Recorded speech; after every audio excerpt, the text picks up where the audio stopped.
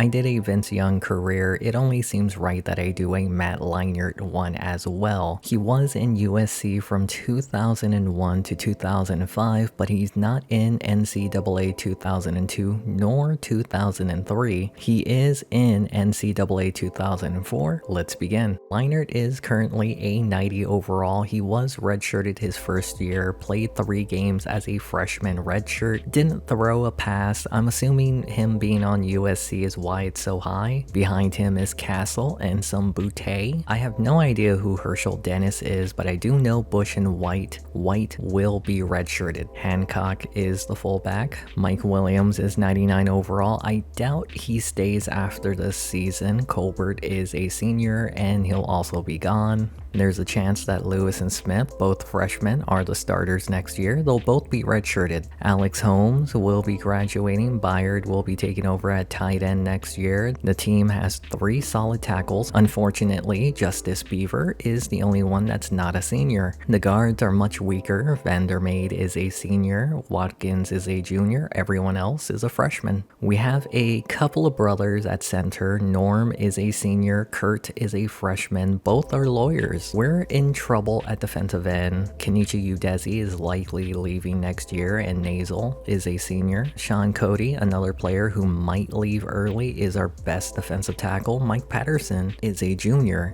Our best outside linebacker, Simmons, is a senior. Grutigood will take the lead next year. Not much depth behind him. Lofa Tatupa, better learn quick at middle linebacker. Will Pohl is our best corner, but will be graduating after this season. Same with Marcel Almond Milk. Next man up, Big Bill. We found a position that we need to focus on in the offseason, free safety. Mr. Bing is our true freshman strong safety. Killeen is the kicker. Malone, the punter. To start Matt Leinart's career, it'll be against the number 5 Auburn, in which they completely dominated. They would go on to win 6 straight, but each win is getting tighter and tighter. They'll now be facing their second test of the year, the Fighting Irish, where they would let Notre Dame rally back in the 4th quarter to lose their number 1 rank. Now, I understand why these games were getting so close. Mike Williams is injured. The team then struggled to win the next 2 games, but managed to finish the season 11-1, earning the Pac-10 championship. Matt Leinart was also 5th in the Heisman voting without his number 1 target, and we're in the national championship game after the number 2 Texas lost to Kansas State, which means we have a rematch against the Fighting Irish on the biggest stage in college football. In his first season as the starting quarterback for the Trojans, Matt Leinart has taken the team back to the national championship game. They were number 1 in the nation before losing to the Fighting Irish, but worked their way up to the number 2 spot to have a rematch against them here today. The difference between this matchup and their last, they now have their best playmaker, Mike Williams, back from an injury. Is that enough to overcome Notre Dame? Let's find out. We start this one towards the end of the first quarter, scoreless game, Fletcher with a catch across midfield. A play later, they bring the blitz, Leinart avoids it, Fletcher with another first. We're now at the start of the second quarter, same drive, 3rd down, Leinart going deep, incomplete. They're going to go for it on 4th down, would have been a 53-yard kick, and Colbert drops it. Notre Dame taking over in a good position, and on 3rd down, Quinn Stovall for the first. Following play, quick drop, pressure in his face, and gets it to Clark near the 1st. 2nd and inches, they don't run, picking up the blitz, Quinn to the sideline, caught. Stovall making the play. They're now inside the red zone. Quinn under pressure, hit as he throws. Jenkins breaks a tackle, and what should have been a negative play turns positive. That sets up a 3rd and 3, another throw. Quinn steps up to the sideline and short of the first. 4th and 1, not risking it. The Fighting Irish gets the first points. We skip to the final 20 seconds of the half. Leinart trying to make something happen. Takes a huge hit. Fletcher with a catch, but wait a minute. Leinart is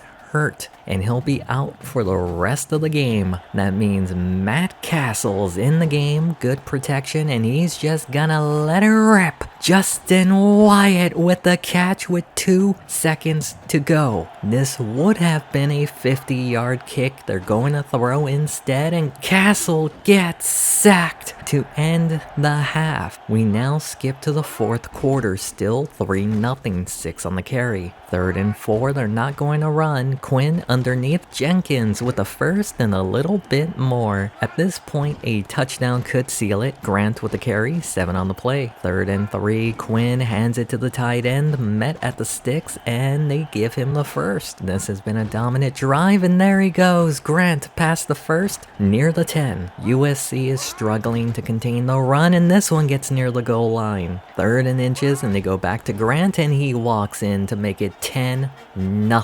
It looks like this game is close to over for USC. They have to get something going. Castle, Mike Williams down near the 20. They rush back to the line. Castle drops way back, sacked, and it's a fumble. Boy, does that look familiar. Sets up a 3rd and 25. Castle in the pocket. Mike Williams past the 30. USC opts to kick the field goal, 45 yards, and it barely gets over the crossbar.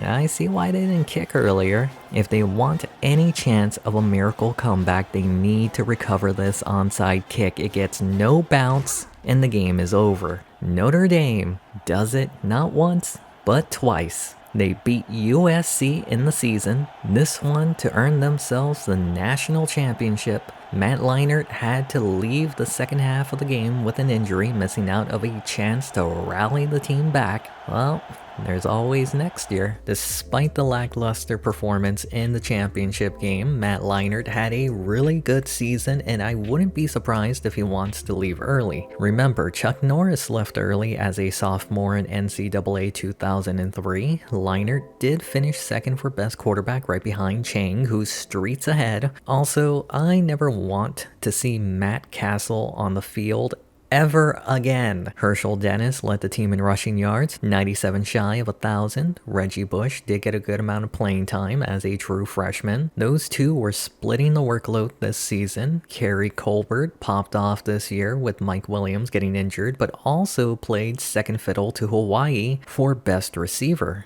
2 other players, Wyatt and the tight end, Holmes, had over 600 yards. Williams over 400 before his injury happened. The offensive line was okay, with Katnick and Matua needing to do better. Melvin Simmons led in tackles. He had a good senior year. Udezi was the only other player over 60 tackles. He did also lead in sacks and forced 2 fumbles. Cody and Patterson were the only other 2 with 5 or more. Mr. Bing led in interceptions. He's going to be a star. Simmons was the only other player with more than 2. Ryan Killeen was not great. He has a baby leg. Tom Malone had a decent year punting. Without their number 1 playmaker, they were still 9th in passing, though our head coach, Carroll, would finish as 12th best coach. Let's start the offseason. Matt Leinart will be returning for his junior redshirt year. He will be without his best playmaker this past year, Colbert. Holmes is graduating. We already have a replacement for him. Both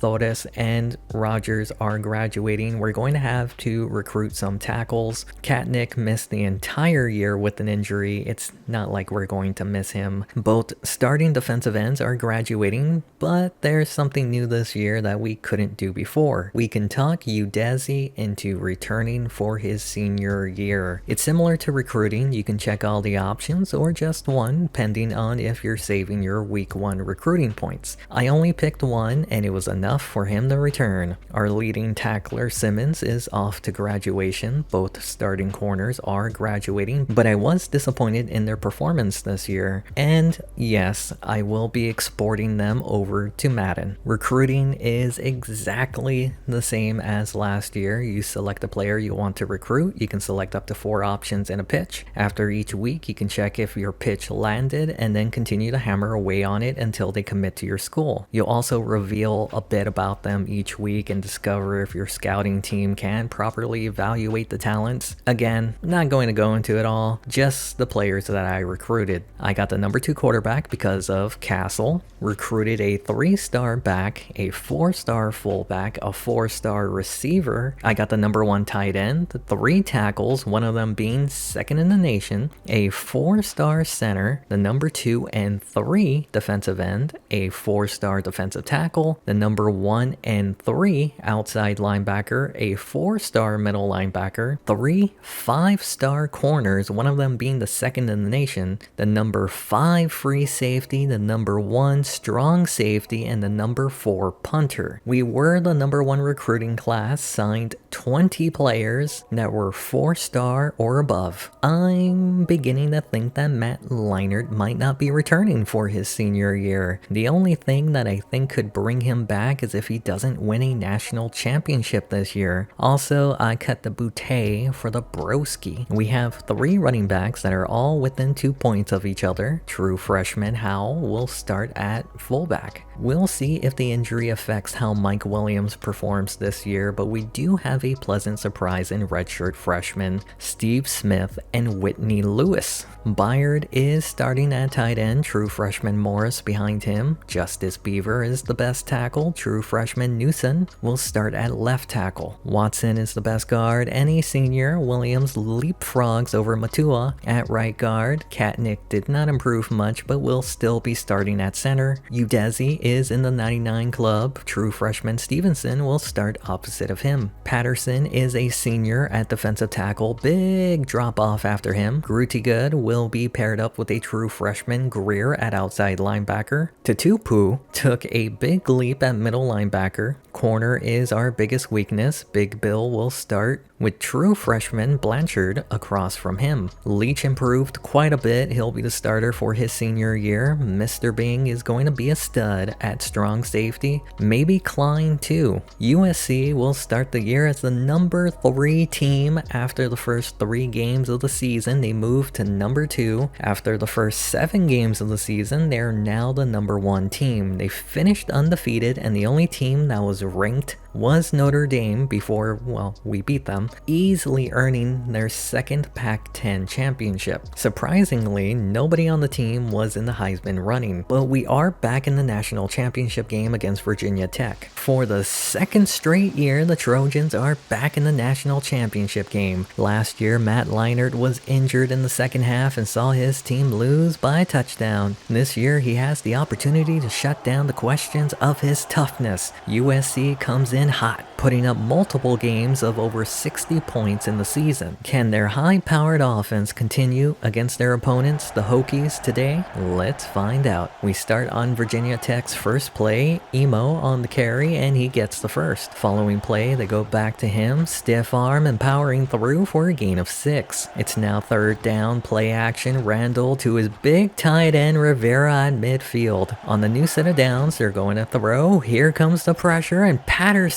gets there with a sack. Sets up a 2nd and 15. Randall goes deep. Sims, the true freshman, makes the grab. They now face a 3rd down on the drive, and they play it safe. This will be a 46-yard kick for the first points in the game, and it's wide left. USC will now take over. Leinart in the pocket, down the middle. Williams with the first. Following play, another drop back, clean pocket to the sideline. Lewis with the catch. Might be a long day for this defense. 2 straight first downs on first downs. Leinart is being chased off his back foot. Lewis loops around and gets another first. It's now the start of the second quarter. Same drive, 3rd down. It's a pitch, and they play it safe. You have a baby leg kicker, and you're going to let him attempt this kick? Not even close, wide left. USC does have it again later in the quarter, and what is blocking? It's now 3rd and 21. Leinart to the sideline. Smith got behind the defense, and he's rambling and stumbling to the 40. They now face another 3rd down on the drive. drive. Leinart to Lewis, dropped. Forget the kicker, they're going for it. Leinart in the pocket, going deep. Williams makes the catch at the 5. Following play, they give it to Dennis the Menace, who hurdles his way in for the first score in the game. There's still 35 seconds left in the half. The Hokies are punting it away to the Trojans. Reggie Bush is back on the return, gets across midfield, fights to the 40. USC with a chance to add to their lead. Leinart is sacked and it's a fumble. Well, that looks familiar. That's how the half would end. We skip to the second half. Virginia Tech's ball going deep and snatched by Sims. This is primarily a running team, but the passing game is working. Sims with another first. Following play, they give it to the big boy, stopped at the 10. 3rd and 2, it's a fake option, spin move. Randall stopped well short of the first. They bring out Kramer to get their first points in the game, and it's good. USC was able to move the ball, but mistakes have cost them. Lewis with a catch, short of the first. 2nd and 2 to draw. Dennis, easy first down. We're now at the start of the 4th quarter. Same drive. Leinart deep. Smith with a catch. They're now in Virginia Tech territory. Leinart going deep again. Smith again with the catch. They've been tearing it up in the air today. From the 9-yard line, Leinart in the pocket, moves, throws, caught by Wyatt to make it 14-3 in the 4th. Under 4 minutes left in the game, and it feels like it's over. Randall gets sacked by Udezi. It's all falling apart now. 3rd and 15 from the shotgun. Randall going deep. Sims with the catch. Breaks away. Where's the secondary? Where's the speed? Down to the 5, and wait a minute. It's not over yet. 1st and goal. They give it to the big boy, but he's stopped short. 2nd and goal. They go back to Mr. Feeney, and it's now a 1-possession game, and they're going for 2. Single back set. It's an option, and Randall keeps it to make it a 3-point game. There's 2 minutes left in the game. USC is facing a 3rd down, going deep, and Wyatt comes down with it. You couldn't have asked for a better throw than that to put the game away. The very next play, they're still throwing. Leinart deep. Lewis, it's overthrown. After having one of the best throws of the year, Leinart gives it back to Virginia Tech. They had a big play earlier in the game running that same route. Only difference is that's not Mike Williams. Virginia Tech with a chance to take home the championship. Going deep down the sideline. Where's the secondary? The biggest weakness going into this year was their corners, Randall to Rivera. They're now 40 yards away from giving up a 4th quarter lead. Randall to Johnson for the first. 50 seconds left. 30 yards from giving up the lead. Randall to the end zone. Knocked away. 3rd down. Randall moves to his right. Throws back to his left. Sims to the 1. 30 seconds left. Emo. It's not just a phase. Gets the go-ahead score, and Virginia Tech is now up. The meltdown is almost complete. 3rd down. Leinart with time to the sideline. Incomplete. The biggest choke in USC history. Leinart to the sideline. Williams! It ain't over yet. 5 seconds left in the game. Leinart, pressure in his face, going deep, and it's over. Up 14-3 with 3 minutes left in the game, and USC somehow lost 18-14. Inexcusable. All they needed to do was run the ball. Instead, Leinart loses his 2nd straight championship game. Does he want to come back and try for a 3rd time? Despite the championship loss, Matt Leinart had an even better season than last year, and that's with him throwing less passes. He's gonna be legit when he goes to the NFL. He did earn the Best Quarterback award. He was also 6th for the Maxwell. Senior Chang won the award, and it looks like he's going to Chang the NFL. Dennis, not much of a menace, did worse this season, while Reggie Bush is trying to make a push to start next year. Lendell White did get some playing time, over 300 yards. Mike Williams was not nearly as good as I thought he'd be, maybe some lingering effects from the injury. Smith had over 800 yards and Byard was the only other player with over 500. The offensive line left a lot to be desired. Lofa Tatupu led the team in tackles, forced 3 turnovers this year. 2 other players had over 60, one of them being Kenichi Udeze, who led in sacks. He's going to be a stud in the NFL.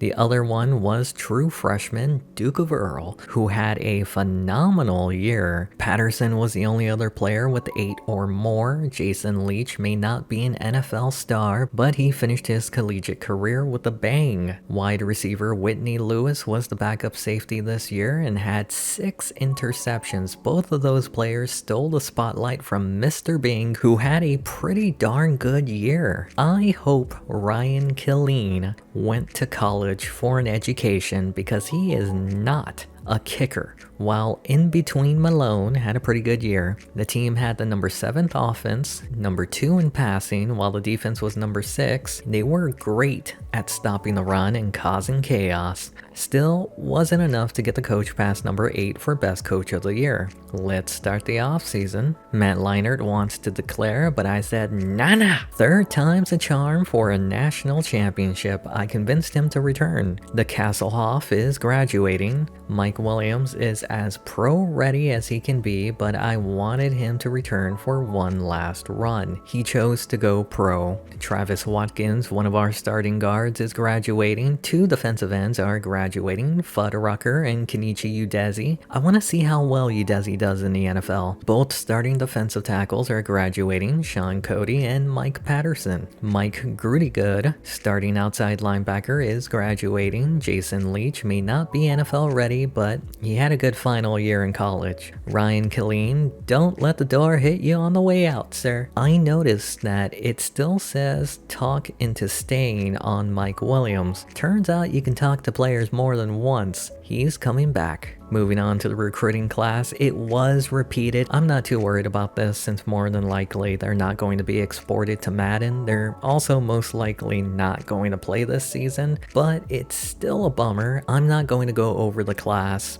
but we did get a kicker. Like I said, I don't care too much for the recruiting class, but still managed the 14th best. Matt Leinart is about as pro-ready as you can ask for out of the kid. I think an extra year in college will do him good, but will he regret the decision of returning instead of leaving? Turns out Lendell White is better than Reggie Bush. It'll be interesting to see how all 3 running backs' careers go. Hancock has now jumped back up to the starting fullback. Mike Williams is only returning to get a championship. He could have been a top 10 pick. Smith will be taking over next year. Duplicate recruiting class, we have twin tight ends. Justice Beaver has become one of the best tackles in college football. Kyle Williams is working his way up to being one of the best guards. Dominic Wynn will be taking over at center. Stevenson is the new leader at defensive end. Twins behind him. Ramsey is our best defensive tackle. The line is much worse this year. We have 2 Dukes of Earls. Knight will be starting over one of them. Yeah, Lofa Tatupu has improved so much. He's now one of the best linebackers.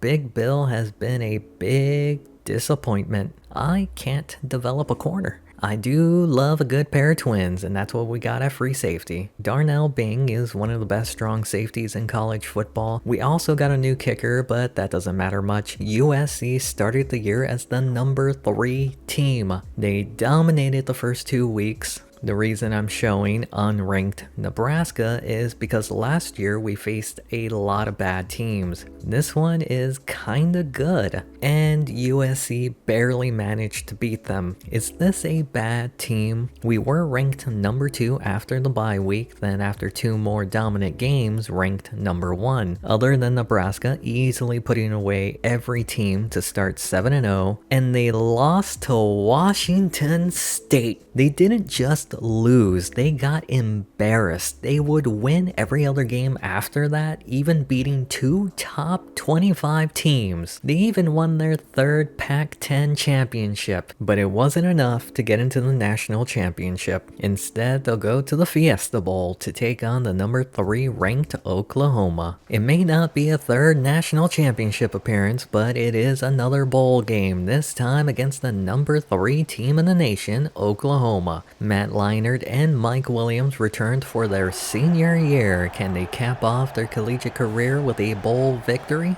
Let's find out. The very first play of the game is from USC. Leinart going deep. Williams across midfield inside the 30, the 20, the 10. These two aren't messing around today. How does Oklahoma answer back? Well, an option play for a loss of 4. The following play, they run a screen and Rawls takes a sack. They ended up having a punt from inside their own end zone. Reggie Bush back to return the kick from the 50, and it's a fumble. What is he doing? Oklahoma recovers. Following the turnover, 3rd down, Rawls throws, caught, and it's a fumble. And it's rumbling and stumbling into the arms of USC. This is just the 2nd drive for Leinart and this offense. He has Lewis down the sideline across midfield. They're back to where they were before Bush gave it away. Leinart going deep. Smith dropped it. What is going on out there? Following play, Leinart in the pocket going deep, and Carter jumps the pass. Did someone say game of the week? We skip to the 2nd quarter. Oklahoma's ball. Rawls keeps it for 4. Sets up a 3rd and 3. Another option. Rawls heads the other way. Runs over a defender for the 1st. This defense is struggling, but they do force another 3rd down, and that pass is incomplete. Too long for a kick, too short for a punt, and they're gonna go for it. Rawls from the shotgun. Wilson makes the catch. That sets them up inside the red zone. Rawls steps to his right, has Reeves, breaks a tackle, another inside the 10. 50 seconds left in the half. It's a direct snap, and Lopez goes in untouched to tie the game up at 7. With 30 seconds left in the half, can USC retake the lead? Leinart putting everything into it. Williams makes the catch. It feels like those two are the only ones doing anything out there. Leinart no look to McLaurin. They're now inside the red zone. Leinart throws off his back foot. What was he thinking there? Probably that he should have left early. We now skip to the 4th quarter, still tied at 7, but Oklahoma is moving the ball. In Trojan territory, it's an option, it's a lateral, it's a fumble! USC recovers. They now have a chance to get the lead on this drive, fullback across midfield. 3rd and 2, Dennis, not quite the menace, short of the 1st. That means Oklahoma has it back with under 2 minutes left. Rawls, Rankins to the 40. Following play, Rawls goes to the left side, Wilson across midfield. Darnell Bing with 3 forced fumbles and 3 recoveries, going deep, but he can't prevent the big play. They're 7 yards away from having the lead, and Lopez goes in almost untouched. They're less than a minute away from winning this game. Another year, another letdown from USC, and Leinart overthrows Williams. He had him wide open. It's now 3rd down, and besides that big touchdown on the first play, turnovers have ruined most of their drives, and this one falls incomplete. 4th down to keep the game alive. Leinart in the pocket going deep, back to the right side, and turnover on downs. For the 3rd consecutive year, the USC Trojans can't get it done in the bowl game. Leinart and Williams both returned for this disappointing finale. Williams' stock may not have dropped, but Leinart may be looked at in a different light by some teams going into the NFL draft. This year did not go the way I thought it would. Matt Leinart should have gone pro last year. All he did this season was lower his stock. He would have been number 1 in the draft. Instead, he might be number 2. Let's be real. He's still a quarterback you can plug and play day 1, and those are rare. Herschel Dennis got over 1,000 yards. He's also graduating this year. Woodard was the 2nd best back because Bush and White were injured throughout the year. Mike Williams could have gone pro last year. He did have a better season this year. If he was a top 10 pick last year, well, he's a top 5 pick this year. He also earned the Best Receiver award. Besides him, nobody else had more than 800 yards receiving. The offensive line was great, except for the center Win. The Duke of Earl led the team in tackles, but not many impact plays. Tutupu was the only other player with more than 70 tackles. Laquan Ramsey led the team in sacks in his only season starting. The team did not get to the quarterback much. Only Dempsey had 4 or more sacks. Sam Klein led the team in interceptions as a redshirt freshman. Only 2 other players had more than 1 interception. Reyes, true freshman kicker, was okay. USC about to go post Malone with their punter graduating this year. The team had the number 1 offense and did nothing in the bowl game. They had the number 9 defense but couldn't make any impact plays. The final college offseason, Matt Leinart is graduating, but he's not alone. Hans is joining him in this draft class. Herschel Dennis will be graduating. Mike Williams graduating. Justice Beaver is declaring early, and Lofa Tatupu caps off a strong USC draft class. But where does Matt Leinart go? Let's find out. For this video, I had planned on turning off owner mode and turning off coach firing, similar to how I did the Vince Young video. By the way, turning off coach firing does absolutely nothing. You can still pick any team at the end of each regular season. The reason I wanted it off is because each coach has their own unique game plan, and when you have owner mode on, any former player turned coach, all their sliders are set the same, meaning no team really sticks out from one another in terms of stats. But I did decide to keep it on because I think it would be funny that Leinart could get a coach fired for doing poorly. Let's begin. I am going to import not just up to Leinart, but the next 2 seasons after as well. The first Trojan taken in the NFL draft was Kerry Colbert, 31st overall. He's not a number 1, maybe a number 2, but he's still productive. The next Trojan taken was Will Poole in the 2nd round by Carolina. He was very underwhelming in college, but he did light it up in his first 2 years. Jacob Rogers, guard, was selected in the 5th round by Seattle. He did get some play time in his first year, but he's a career backup. Alex Holmes, tight end, another 5th round selection by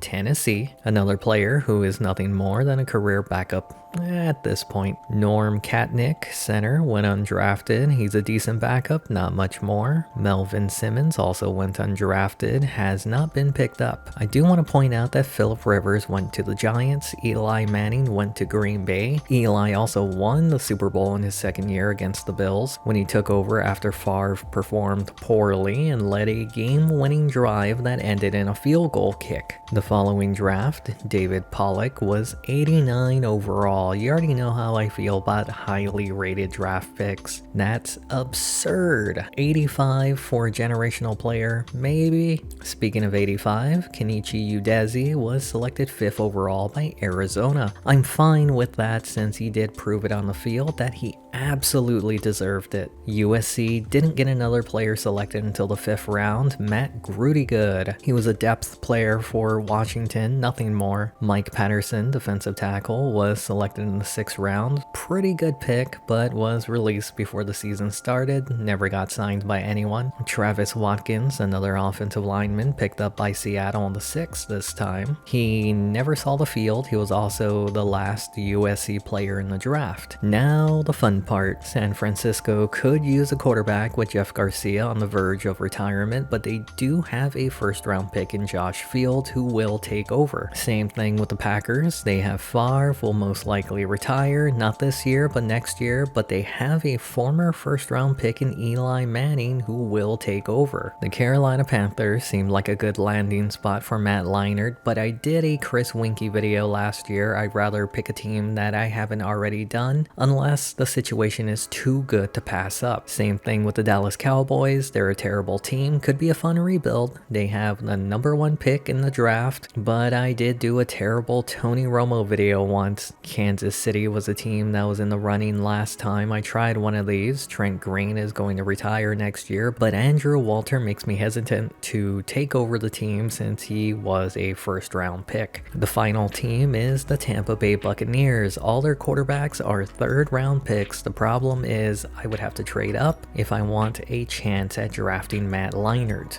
I'm picking the Buccaneers. Here's why. We're going to the 4th year of the franchise. Tampa went 7-9 last year. The prior 2 years, they had 10-win seasons with Brad Johnson at quarterback. Maybe they're one Matt Leinart away from going back to the Super Bowl. I'm going to trade Jeff Smoker, who did improve quite a bit. I'm packaging him with our 1st and 2nd round pick for the Cowboys' 1st overall pick. My logic is that the Cowboys could use the picks to build a much more complete team to make a playoff push in 2 to 3 years, while Tampa already has a complete team to plug and play Leinart and make a deep playoff run. If I could have given them a future first round pick, I would have. I do feel like I'm ripping them off. Let's start the offseason. Tampa Bay didn't have any retirements this year. On to re-signings. We have $8.5 million in cap and 4 elite players and holdouts. We're in trouble. Chris Sims is currently the best quarterback on the roster. He gone. Paul Irons, emergency tight end. He gone. Left tackle number 79. Look, we don't have a lot of money. We gotta resign the cheap players. He's coming back. Left guard number 75. Same thing. He's cheap. He's coming back. Kenyatta Walker at right tackle. Solid 3 years. He's an elite pass blocker. He's coming back. Simeon Rice, our first holdout of 4 defensive players. He's currently a lot of money, but with the new contract, we increase our cap by $2 million. He's coming back. Anthony McFarland, our second holdout. We don't lose too much money from a new contract. He's coming back. Warren Sapp, on the other hand, he could hit our cap space pretty bad. I need time to decide on him. Cornerback number 22, he's below 60 overall. He gone. Rondé Barber is our 3rd holdout. He has a few more elite years in him, but he's going to eat up a lot of cap. I need time. John Lynch is the final holdout. He's got maybe 2-3 more years left in him, so I gave him a contract that was a bit more team friendly. And then I used that money to bring back Rondé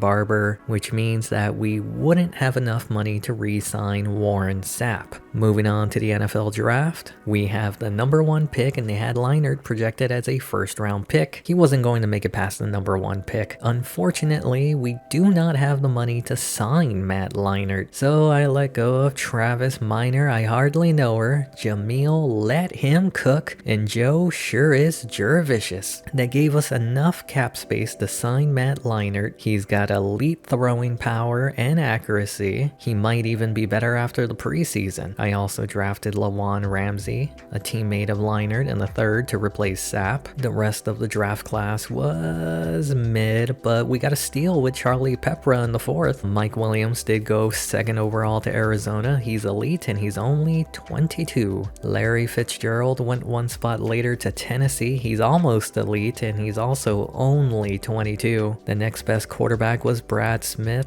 selected 6th overall by the Browns. Kellen Clemens was supposed to be the 2nd best quarterback in the draft, selected 17th overall. Vince Young was selected 2 picks later by Seattle. Justice Beaver went in the 2nd round to San Diego. Brandon Hance was someone I was going to pick up in the 3rd, but waited till the 4th, but the Chiefs picked them up. Also, the Cowboys didn't do much with our 2 draft picks. Broderick Clark in the 1st, Adam Stenovich in the 2nd. They did get Heath Miller with their original 2nd round pick. Off to free agency. Boy, was there a lot of big names. We don't have any money. I skipped. Brett Favre went to the Lions. Also, Dolphins cut Ricky Williams mid-free agency, and you'll see why. Warren Sapp went to the Bengals, Wall to the Jets, Marshall Faulk to Cincinnati. They might be making a push. Bledsoe went to the Jets. Kurt Warner was released mid-free agency. He's going to Carolina. Joey Harrington was also released mid-free agency, off to Miami. Free agency was wild. We have 0 cap space to fill out the rest of the roster. I released Corey Ivy and Michael Pittman in order to sign cheap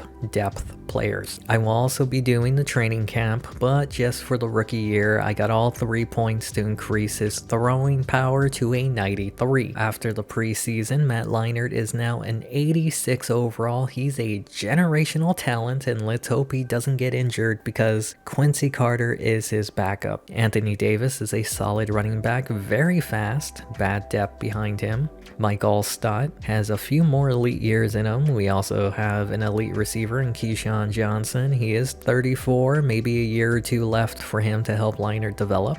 Devery Henderson is the number 2. Tight end is our biggest weakness. No security blanket for Leinart. Roman Oben is a good left tackle in the back half of his career. Kerry Jenkins, an elite left guard, also in the back half of his career. John Wade is good enough at center. Cozy Coleman, right guard, one of our youngest starting linemen. Kenyatta Walker, right tackle, is the same age at 27. Greg Spires is in his 30s, and he's good enough for now. Simeon Rice was holding out, but he's elite, also in his 30s. I didn't realize Booger was so young. He's only 28. Starks will start besides him. Dwayne Rudd is elite, barely in his 30s. Shelton Quarles at middle linebacker, close to retirement. Derek Brooks is in the 99 club. He's 33. He's got a few years left in him. Rondé Barber and Brian Kelly are both elite, both barely in their 30s. This team is kind of old already. Starks will be the nickel corner. Dwight Smith is an elite free safety. John Lynch, elite at strong safety, maybe a year or two. Martin Gramatica is the kicker. Tom Tupa, probably retiring after this year. I will not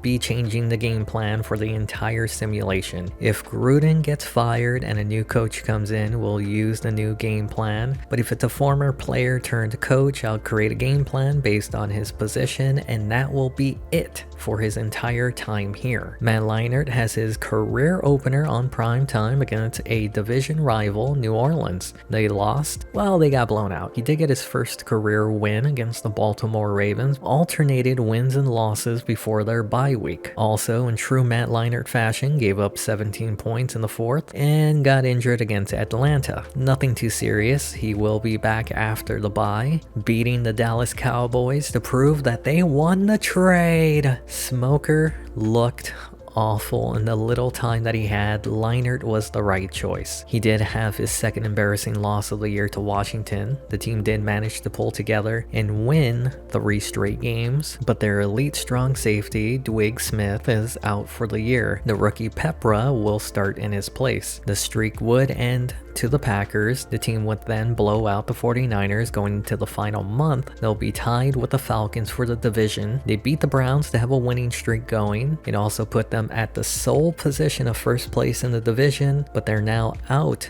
Lynch, Smith, and Barber is playing injured. They would also lose the next 2 weeks, but they have clinched a playoff berth. They're also still at the top of the division with 1 game to go. And with a 2-point win over the Warren Sapp Bengals, the Buccaneers clinched their division, and the Carolina Panthers also snuck into the playoffs. Matt Leinart absolutely looked like he's going to be the future of the NFL. I did go and get every weekly stat of the season. It's the only time I'm going to do it since it was a bit time consuming to make, but if it's something that you like, I'll consider making these for future videos. He was also Rookie of the Year for the NFC. He was second in the NFL behind Larry Legend. It was absolutely worth trading a first, second, and Smoker for Leinart. Also, Young was awful. The team uses 2 running backs equally, which means we need to replace Pinner. Keyshawn Johnson had over 1,100 yards, similar to his previous seasons. He led the entire team in receiving, and Henderson looks like a solid receiver. Our 2 youngest offensive linemen struggled the most this season. Dwayne Rudd led the team in tackles. He also led in interceptions. Derek Brooks was tied with him in tackles. He also had an insane year. Besides Quarles, nobody else had more than 80 tackles. Booger McFarland led the team in sacks. It was the right decision to move on from Sapp. Greg Spires was behind him with 9. Starks and Rice both had 6.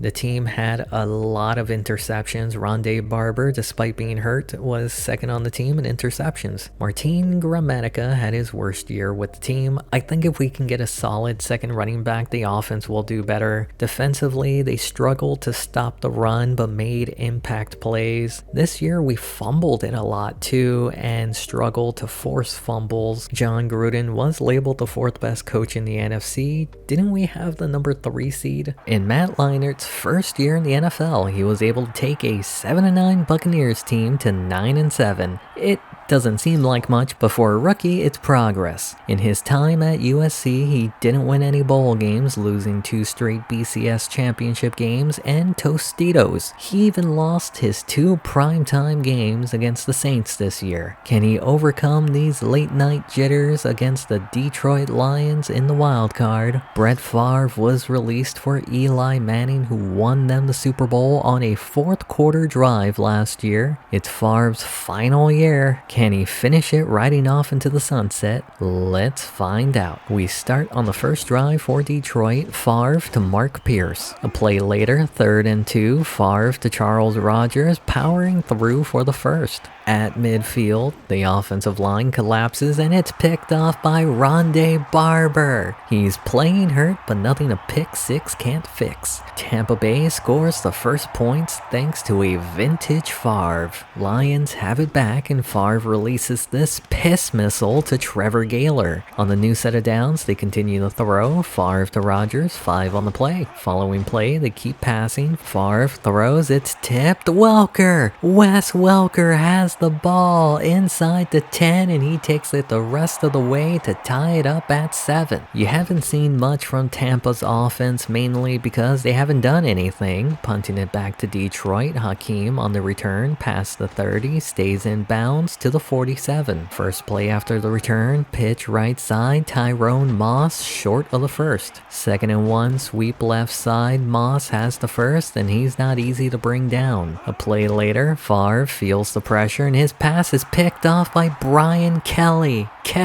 No pick six this time. Tampa unable to do anything with the ball after the turnover. Will be getting it back after stopping Detroit. Henderson, it's a fumble. Barber scoops it up, takes it to the 35. They start in field goal range. Davis, spin move, up the middle, near the first. 3rd and 1, they're going to throw. Leinart panicking, going deep. Keyshawn Johnson makes the catch. That puts them inside the 5. Davis, left side, breaks the arm tackle to give Tampa the lead. They would have the ball again at midfield. Leinart throws and it's picked off by Earl. Shakes off a tackle across midfield to the 32. First play after the interception, Moss up the middle. Rogers bullies Barber and there he goes. Tyrone Moss ties the game back up at 14. There's still 2 minutes left in the half. Free rusher gets it to Johnson. Tackled close to midfield. They rush back to the line. Free rusher on the opposite side. Back to Johnson. Takes it inside the 40. In field goal range. Free rusher back to Johnson for the 3rd straight time. They now face a 3rd down. Another blitz. Leinart to Johnson inside the 10. Another 3rd down. Another blitz to the end zone. Leinart seems to have forgot about Dre. Bly on the breakup. Detroit's defense holds up, forcing Tampa Bay to a field goal. Brett Favre will have 40 seconds to tie it back up with time going deep, and it's picked off for the 3rd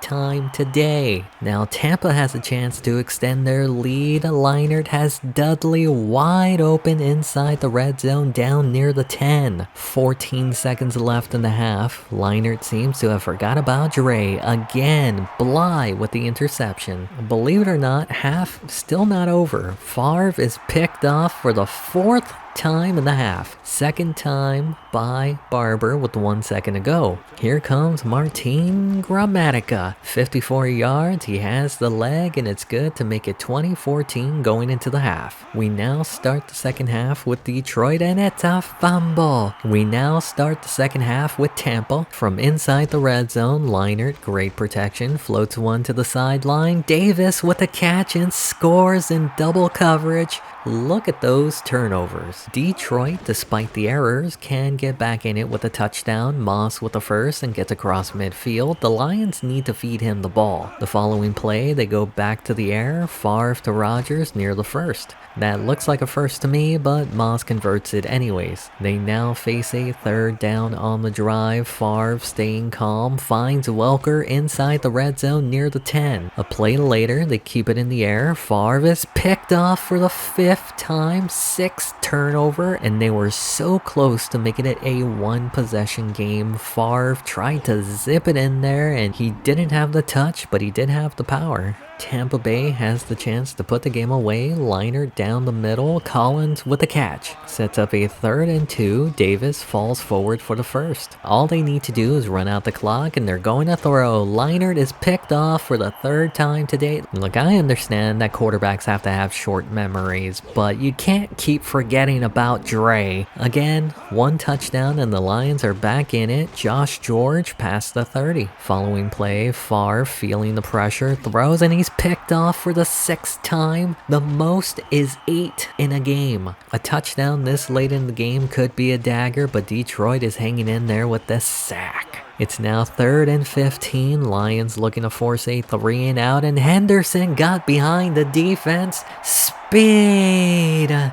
takes it all the way to give them a 3-touchdown lead. At this point, Detroit just needs to not turn it over. Moss with the carry, and he's rumbling for the first down. This will be the final play of the 3rd quarter. With time, Favre has Rodgers to the 30. It ain't over till it's over, and it's a fumble. That's now 8 turnovers by Favre. Tampa Bay unable to do anything with it. Lions have it back. Rodgers with the catch in first. It's now 3rd down. Favre throws on a rope for the first. There's 3 minutes left in the game, and Favre throws his 7th interception. The Buccaneers did march into the red zone, but only got 3 points off the turnover. Lions ball. The game is pretty much over, and Favre has now tied the record. This also led to 3 points for Tampa Bay, getting them to 40 on the day.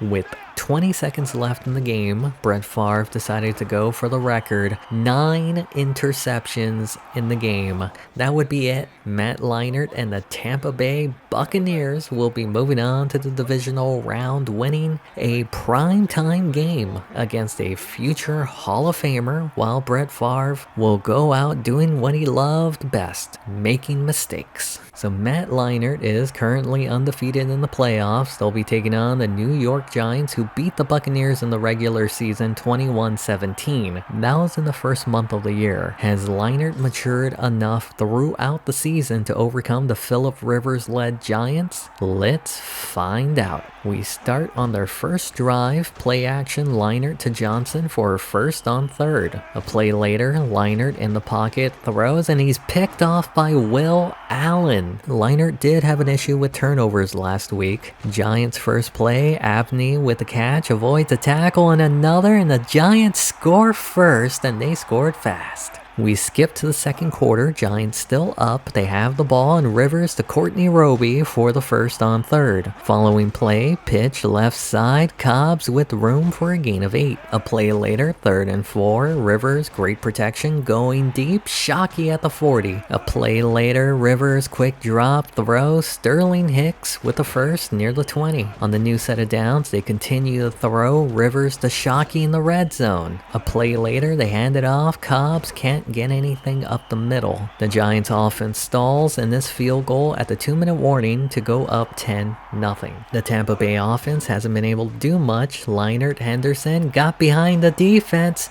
Speed inside the 20, the 10, and they do it again. That makes it a 1-score game again. There's still plenty of time in the half. Giants ball. Rivers is picked off by Rondé Barber. It feels like the momentum has shifted. Leinart with time to the sideline, 1st down. They're now inside the red zone. Leinart with plenty of time to Johnson near the 1st. 3rd down, needing 1. Leinart throws. Dudley testify. The Buccaneers take the lead in the final minute of the half. Still plenty of time for the Giants. Rivers to Irvin Johnson has room across midfield to the 40. It's now third down. Rivers back to Johnson, has the first into the red zone. Following play, high snap, Rivers quickly hits at the sticks. 12 seconds, Rivers pumps, throws to the end zone, can't stay in bounds. With 9 seconds left, 4th and inches, the Giants kick the field goal to be down by 1 point going into the half. The Giants will start the second half, pitch right side, Cobbs gets a block, gain of 9. 3rd and 3, back to Cobbs up the middle for the first. Following play, they keep it on the ground, Cobbs finds room to midfield. 2nd and 2, I hate this camera angle, but they get it to Shockey. It's now 3rd and 11 on the drive, Rivers with time to the flat, Stackhouse near the 35. That gets them closer to field goal range, 53 yards, he has the leg, and the Giants retake the lead. Tampa hasn't really done much offensively, a big play touchdown and a short drive. Other than that, nothing. Giants will have a short field to work with. First play after the punt, it's a pass, Rivers to Abney near the first. 2nd and inches, they're going to throw, Rivers to Hicks, holds on through the hit. It's now 3rd down on the drive, Rivers to Roby inside the red zone. It's now the start of the 4th quarter, they run it up the middle, shakes off a tackle, and the Giants score off the Cobbs to extend their lead. Down by 9 points, feels like it's slipping away for the Bucks. Leinart floats it to Dudley for the first. A play later, pocket is collapsing, Leinart to Johnson near midfield. 4 minutes left in the game, Leinart to Dudley, short gain. A play later, Giants bring the blitz, Leinart to Collins for the first on 3rd. They face another 3rd down, Leinart with time to the sideline, Davis short, but a face mask gets them the first. 3 minutes left in the game, they need to score now. Leinart throws, knocked away. The drive stalls in the red zone, opting for the field goal. It's now a 6-point game. We skip to the final 2 minutes, Giants ball, 3rd down, Cobbs can't get the first, which means that Tampa Bay has a chance to win the game on this following drive after the punt. Henderson on the return brings it past the 30. It's 3rd down on Tampa's following drive, and they did a screen. I don't know what they were thinking there, but they're gonna go for it on 4th down. Not even close. A 1st down for the Giants will put the game away. 3rd down, Cobbs, well short. Giants bring out their kicker for a 53-yard attempt. Made it the other way, but it falls short this time. So you're saying there's a chance. Less than a minute to go, Leinart is picked off, and that's going to be it. It looks like Brett Favre passed the torch to Matt Leinart. They had multiple chances to get back in this game, but their young rookie quarterback couldn't handle the pressure, throwing an interception in the final minute on a drive that could have won them the game. Well, there's always next year. I briefly wanted to show that Miami made the Super Bowl with Joey Harrington at quarterback, but lost. Going into year 2, John Gruden does have an expired contract. The team went 9-7, won the division, won a playoff game. Obviously, he's coming back, but he's going to be expensive because Houston was interested in him. Instead of paying $5 million, we're now paying $8.5 million for 3 years. We also needed to re-sign Jim Schwartz, but he decided to take the higher pay with Carolina. How much of the success on defense was his scheme or the players within the scheme? We'll find out with Mike Singletary, who will be the new defensive coordinator. Let's start the offseason. We have 2 players retiring. Tom Tupa, who's now 41 years old. This was expected. The other player being Jonathan Quinn. He was an emergency quarterback. On to re-signings. Mike Allstott is our fullback. We use him as an H-back. He's coming back. Hart Turner, backup tight end. He's hardly seen the field. He gone. Kerry Jenkins, elite left guard. He's been solid the past 4 years, on the older side, but he's coming back. John Wade has hit his ceiling, but he has allowed fewer sacks each of the past 3 seasons, but he gone. Cozy Coleman, same thing, reached his ceiling. He's also struggled the past 2 years. He gone. Brandon Hall, backup right tackle with hand behind him. He gone. Dwayne White, backup left end. He's not great depth. He gone. Dwayne Rudd, elite left outside linebacker. I mean, come on. He had one of his best seasons last year. He's coming back. Ryan Neese, back up to Rudd. Not great. He gone. Shelton Quarles is holding out. He's okay. A new contract won't help our cap space. I'm not going to re-sign him. Nate Webster is his backup. At some point, we need to let the young blood take over. He's coming back. Here's another situation of letting the young blood take over. Brooks is 99 overall. He's as good as they get. Obviously, I'm bringing him back, but DJ Williams is the future at the spot, but he's also 27. If you don't know, players who get little playtime at this age tend to regress the following year. I don't want him to regress. He gone. Brian Kelly is also holding out. This has to be one of the hardest teams I've had to work around the cap. He's coming back. John Howell, backup strong safety. He was okay while Lynch was injured, but he gone. So I still feel bad only giving up a first and a second for the #1 overall pick. So I'm trading our first round this year to Dallas for their 5th round pick.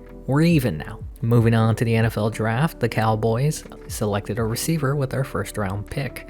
What are they doing? Another draft, another year. I couldn't sign all our picks. Remember, Shelton Quarles was holding out. Well, he gone. That gave me the money to sign everyone in the draft while having close to $5 million for free agency. Speaking of the draft, Steve Smith went #1 overall. I think that's a little too high. Kyle Williams, right guard, went #7 overall to Green Bay. Whitney Lewis, 18th overall to Cincinnati. Reggie Bush was the 4th USC player selected in the 1st round. Had I still had my 1st round pick, Darnell Bing would have been a 1st rounder. Going in the 2nd to Cleveland. Brandon Hancock, fullback, taken by Arizona in the 2nd round. Justin Wyatt, 3 USC receivers taken in the first 2 rounds. Dominic Byard, tight end, also taken in the 2nd round. Andre Woodard was drafted by Miami in the 3rd round, but not signed. Fred Matua, guard, taken in the 4th round by Baltimore. This was a stacked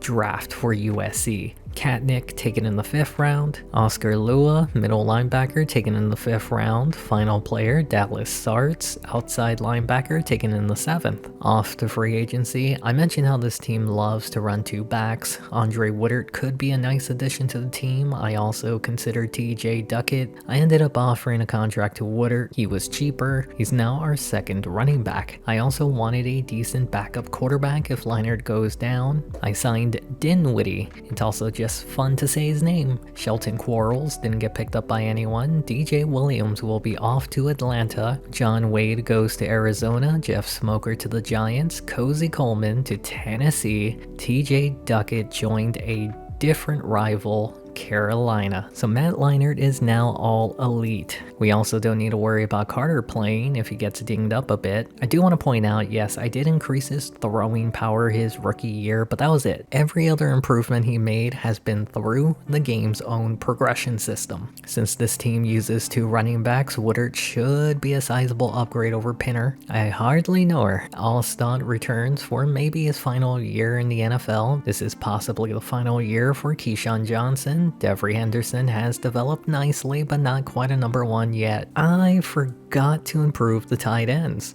Dudley, still starting. We're going to have to consider moving on from Oben soon. Our best lineman is Kerry Jenkins. Center is our biggest weakness. Glenn will be the starter. We're also going to have our 2nd round rookie starting next to him. Oben, Jenkins, and Walker are going to have to carry the weight. Spires isn't a young man, and he's not great. Smith will take over soon. Simeon Rice isn't young, but he's elite. Booger leads the defensive line, but a nice surprise in Randy Starks. Dwayne Rudd, elite left outside linebacker. DeMeco Ryans behind him. Nate Webster is now the starting middle linebacker. The rookie Chris Vincent behind him. Derek Brooks, elite right outside linebacker. Maybe a year or 2 left in him. Barber and Kelly are elite corners. They're both over 30. Starks and Pepera are the future. Dwight is still the starting elite strong safety. safety. This could be the final year for John Lynch. Like I said before, I'm not touching the game plan. What we have is what we keep until he gets fired or retires. We did lose the season opener for the second straight year. They did bounce back with 2 straight wins, splitting with Atlanta. And then we lost to the 0-4 Seahawks. Is this a bad team? Tampa did lose 3 in a row before snapping it against the Rams. Then they got blown out by a 1-6 Houston team. I think we're not a good team. They did manage to go 4-5 with the win over the Giants. The Buccaneers didn't win a single game after that, finishing 4-12. It's a good thing we didn't try, because I doubt we'd even make it in the wild card. Matt Leinart did throw for more yards this year, less touchdowns, more interceptions. I'm not exactly sure what happened, but it's not like he was that much worse this year in terms of production to be the worst team in the NFL. Anthony Davis also had a solid year, but notice his drop in carries. I thought they split the carries, but it seems like running back number 2 touches it more. Keyshawn Johnson had his best year in a while, over 1,300 yards receiving. Collins was number 2. Henderson was injured and missed a month of games. The offensive line wasn't as bad as I thought they'd be. They were bad, especially Brandt, but they weren't that bad. Considering that Cozy Coleman made the Pro Bowl with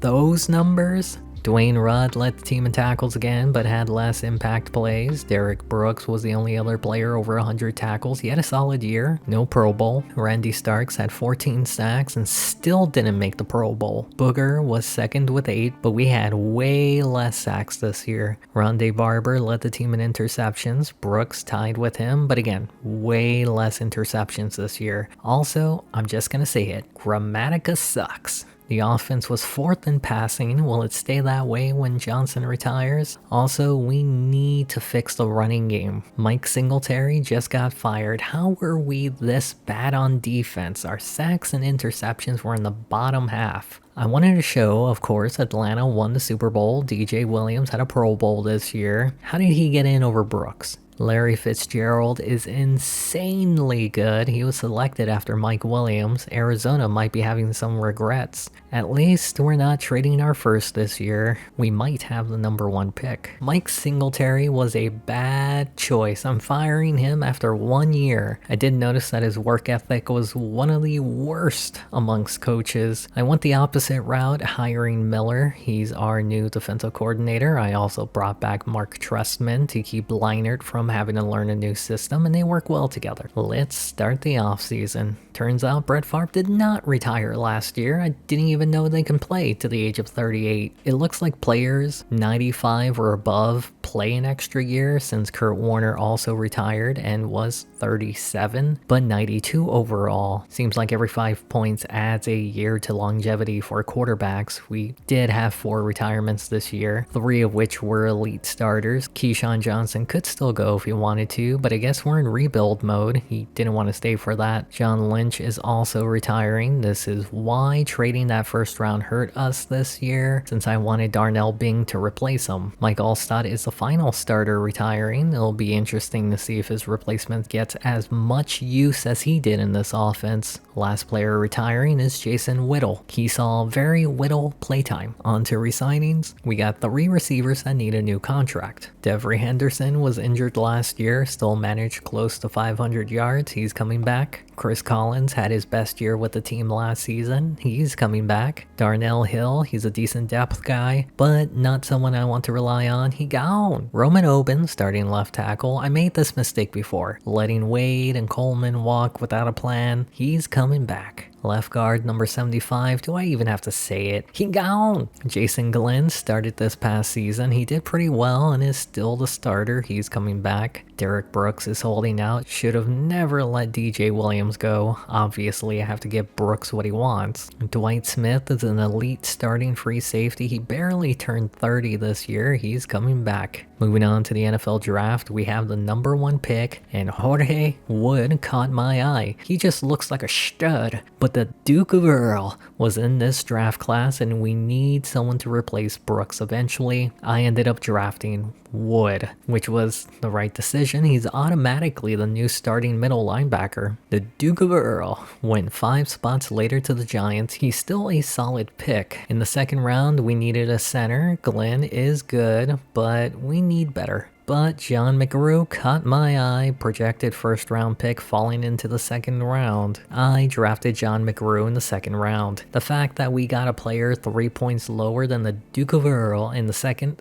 is a steal. Tim Sweeney went to the Cincinnati Bengals 10 spots later. In the third round, I wanted to draft Oben's replacement. Austin Pearl looks good. I also looked at Melton since I prefer tackles that know how to pass block. I ended up drafting Melton, not a pick that stands out, but he's 21, plenty of time to develop before taking over. Austin Pearl went 9 spots later. They're pretty identical to each other. The next 2 picks were pretty solid with Perry and Collier, but the final 2 picks were guards, depth players. Lendell White was also in this draft, 7th overall to the Cowboys. It's official. The Cowboys won the trade. Khaled Stevenson went 10th overall to Chicago. He's almost as highly rated as Udeze. The final USC player selected was Dominic Wynn, 2nd round to San Diego, off to free agency. I don't want to alarm you all, but we have money this year. I immediately looked into fixing the center position with Damian Woody. I was also interested in Dexter Olsen to replace Mike Allstott. I was also interested in David Please Come to Tampa to fill the void of Keyshawn Johnson. Cleveland made an offer to Boston that immediately turned me away, so I looked at Kanoy Kennedy to fill the spot of John Lynch. Atlanta wanted him. I should have learned my lesson from DJ Williams, but I let them take him. I ended up making an offer to Damian Woody. Dexter Olsen did sign a contract with us. Damian Woody also agreed to come to Tampa. We still need some more depth at wide receiver. Rookie Dane Shelton signed with the team. On a side note, the Cowboys are making a push this year. They signed Chad Pennington. Going into his 3rd year, this is typically the make or break year. Will Leinart continue his trajectory of improving and getting better statistically, or will he falter and set the Buccaneers back? Realistically speaking, he hasn't had a terrible season yet. He was rough last year, but not terrible. Anthony Davis is a solid running back who is being muzzled in this offense. We now have a youngin at fullback. If Leinart does have a down year, I'm not holding it against him due to the weapons that he has to work with. Another year, another season, I forget to upgrade our tight end. Oben is a solid stopgap until Milton takes over. Kerry Jenkins still elite, no longer our best lineman. That now goes to Damian Woody at center, should help the run game. Aaron Brandt is the future of this offensive line. Kenyatta Walker, solid tackle, never really improved. With Spires regressing, I'm going to start Smith at left end. Simeon Rice, still elite, playing right end. This is why I'm fine letting Smith start. 3 elite players to help him out. Dwayne Rudd is beginning to get up there in age. Jorge Wood at middle linebacker. Webster might be gone after this year. Derek Brooks has maybe a year left. McGrew with time to develop. Barber and Kelly also getting up there in age. Starks and Pepra are supposed to take over. Dwight Smith at free safety. I'm confident those 3 elite defensive backs can help the rookie Perry at strong safety. The team won the home opener and they're looking good. They did lose a close one against the reigning, defending Super Bowl champs, but they did go into the bye week 2-1. Tampa was unable to get a winning streak going. They did get a losing streak going with a loss against the undefeated Cardinals. Then they lost 9 straight games. Gruden is fired after this year. Then they won 3 straight to tank their draft pick, finishing the season 5-11. Matt Leinart had a down year, but it wasn't as bad as the team record indicated. Even last year, he performed pretty well. Leinart isn't the problem. Not yet. Anthony Davis had his best season and the most touches in his career. Problem is that they're still splitting carries. The scheme is the problem. A bright spot is Chris Collins' solid performance and maybe hopefully next year he gets better. Henderson did bounce back, but he had a terrible average for a speedster. What I learned this year, we need to get Leinart weapons, because the offensive line had their best year protecting him. Jorge Wood led the team in tackles, solid season, lost out Rookie of the Year to Duke of Earl. Dwayne Rudd had a bounce back season with 10 sacks. Brooks was the third leading tackler on the team. Randy Starks with his second straight season with 10 plus sacks. Rice and Smith had 7 sacks combined. Rondé Barber led the team in interceptions. Brian Kelly bounced back this year with 4. It's clear Singletary was the problem. I think we have to move on from Grammatica. The offense was about what I expected with a lack of playmakers, but we just can't score. Defensively, we were way better. Singletary really did ruin this team last year. John Gruden is going to get fired. His running back by committee is not working. Gave up 2 firsts and a second just to see the Cowboys lose in the playoffs from the couch. We'll now be going into our first off season with a Madden generated draft class. Before we start, we've been in the red for a while. I either have to sell or quit the franchise. The game will recommend a few teams to purchase. You can just switch back to your original team. I just wanted to show this for those who've never played this game before. 2 straight losing seasons for John Gruden. He gone. We're not cleaning house yet. We're keeping our offense and defensive coordinator. Our head coach search begins though with Joe Barry. He's done a great job with the Broncos. Oddly enough, the Broncos are moving on to Brad Johnson. I did think about signing Dick Vermeil, who was available. He had a resurgence with the Falcons, won a Super Bowl with them. I was also interested in Erickson, who had good motivation and work ethic. He did well putting the 49ers on the right path and took a year off. I'm going to sign Erickson as our new coach. There's no way keeping our coordinators while hiring a new coach won't go wrong, right? Also, his game plan is almost identical to Gruden, except he's more aggressive. I got a bad feeling about this year. Let's start the offseason. We had 3 retirements, and as you can see, Brooks leads the group. I guess he decided he didn't want to stay without his coach there anymore. Quincy Carter was our emergency quarterback. He's retiring. Lastly, Ron Warner, backup defensive end that hardly saw the field. On to re-signings. Anthony Davis is wasting his career here, but he's still a solid player. He's coming back. Sam Dudley, this team hardly uses him in this offense. He gone. Darcy Johnson, the emergency tight end, come on, he gone. Randy Hand, backup right tackle, he's a solid player, but he's never going to start. He gone. Kenyatta Walker, starting right tackle, holding out. I don't have a choice. He's coming back. Greg Spires, backup defensive end, sat the bench this past year. He gone. Randy Starks, starting defensive tackle, he's been such a pleasant surprise. He's coming back. Lamar Watkins, backup outside linebacker, he's close to 27, regression age, he gone. Scott Starks is the nickel corner. He does see a lot of play time. He's coming back. Charlie Pepra is a year older than Starks, 28, a backup. I don't want him to regress. He gone. Jermaine Phillips, backup free safety. I'm moving on from the backups over 27. He gone. Martin Grammatica, the kicker. I expected a higher field goal percentage from this guy. He gone. Moving on to the NFL draft, we have the 7th overall pick. I was interested in Joey Ambrose to replace Dwayne Rudd, but I've been neglecting tight end for far too long. I drafted Dwayne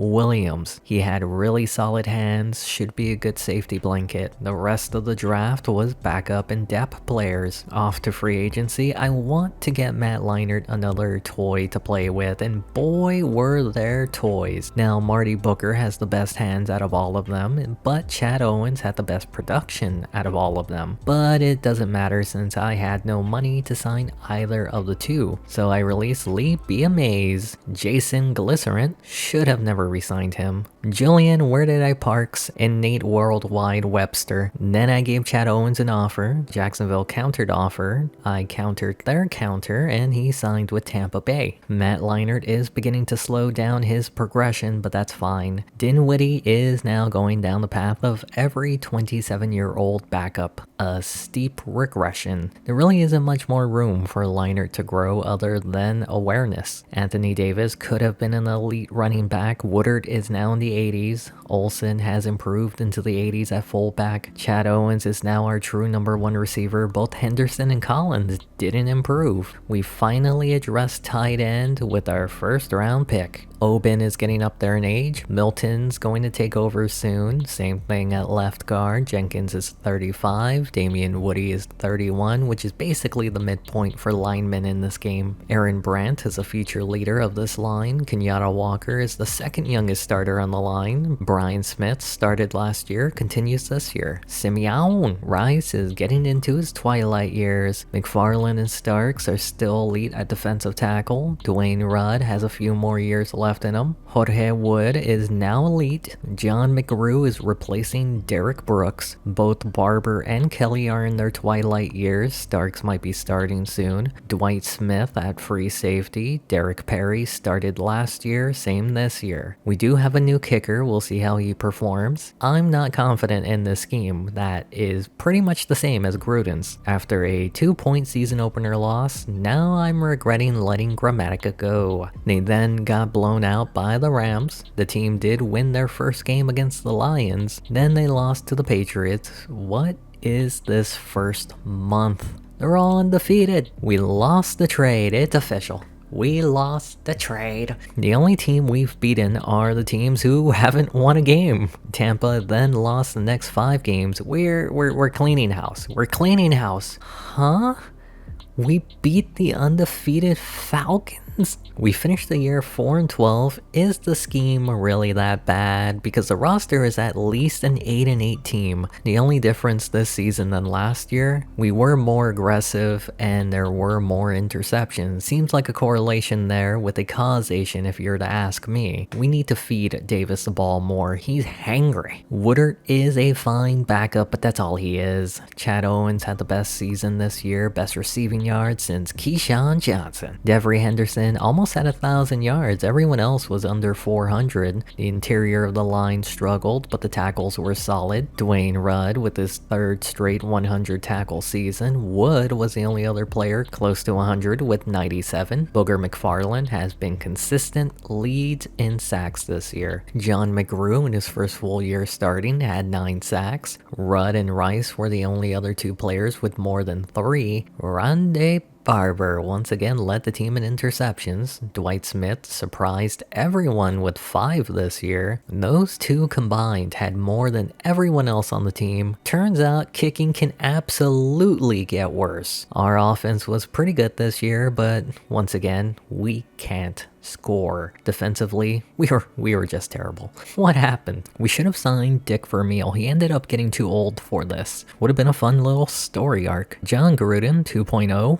You're fired. Funny enough, Gruden is being hired as an offensive coordinator for Philadelphia. While we're at it, might as well let the special teams coach go. I had my eye on Joe Barry last year. He was a special teams coordinator back in 2002, had a good 3 years with the Broncos. It's time for him to come home. Remember when Brett Favre passed the torch? He's back to make sure that Leinart can handle it. For defensive coordinator, I looked into a more experienced coach. John Fox is our guy, and since all of our guys are in their 40s, he should be a good mentor. Let's start the rebuild. We had 1 retirement, Artos Pinner. I hardly know her. He was a number 2 back in Leinart's first year with the team, but turned into an emergency back. On to re-signings. Matt Leinart needs a contract, had his worst season this past year under Erickson. I'm going to offer him a 4-year deal with the idea that if this team is still terrible by year 3, he'll want to be traded. Andre Woodard is a good complementary country back, but he's not a starter. He's also 27. He's also a lot of money. He gone. Dexter Olsen, starting fullback. He's not used as much as Allstott, but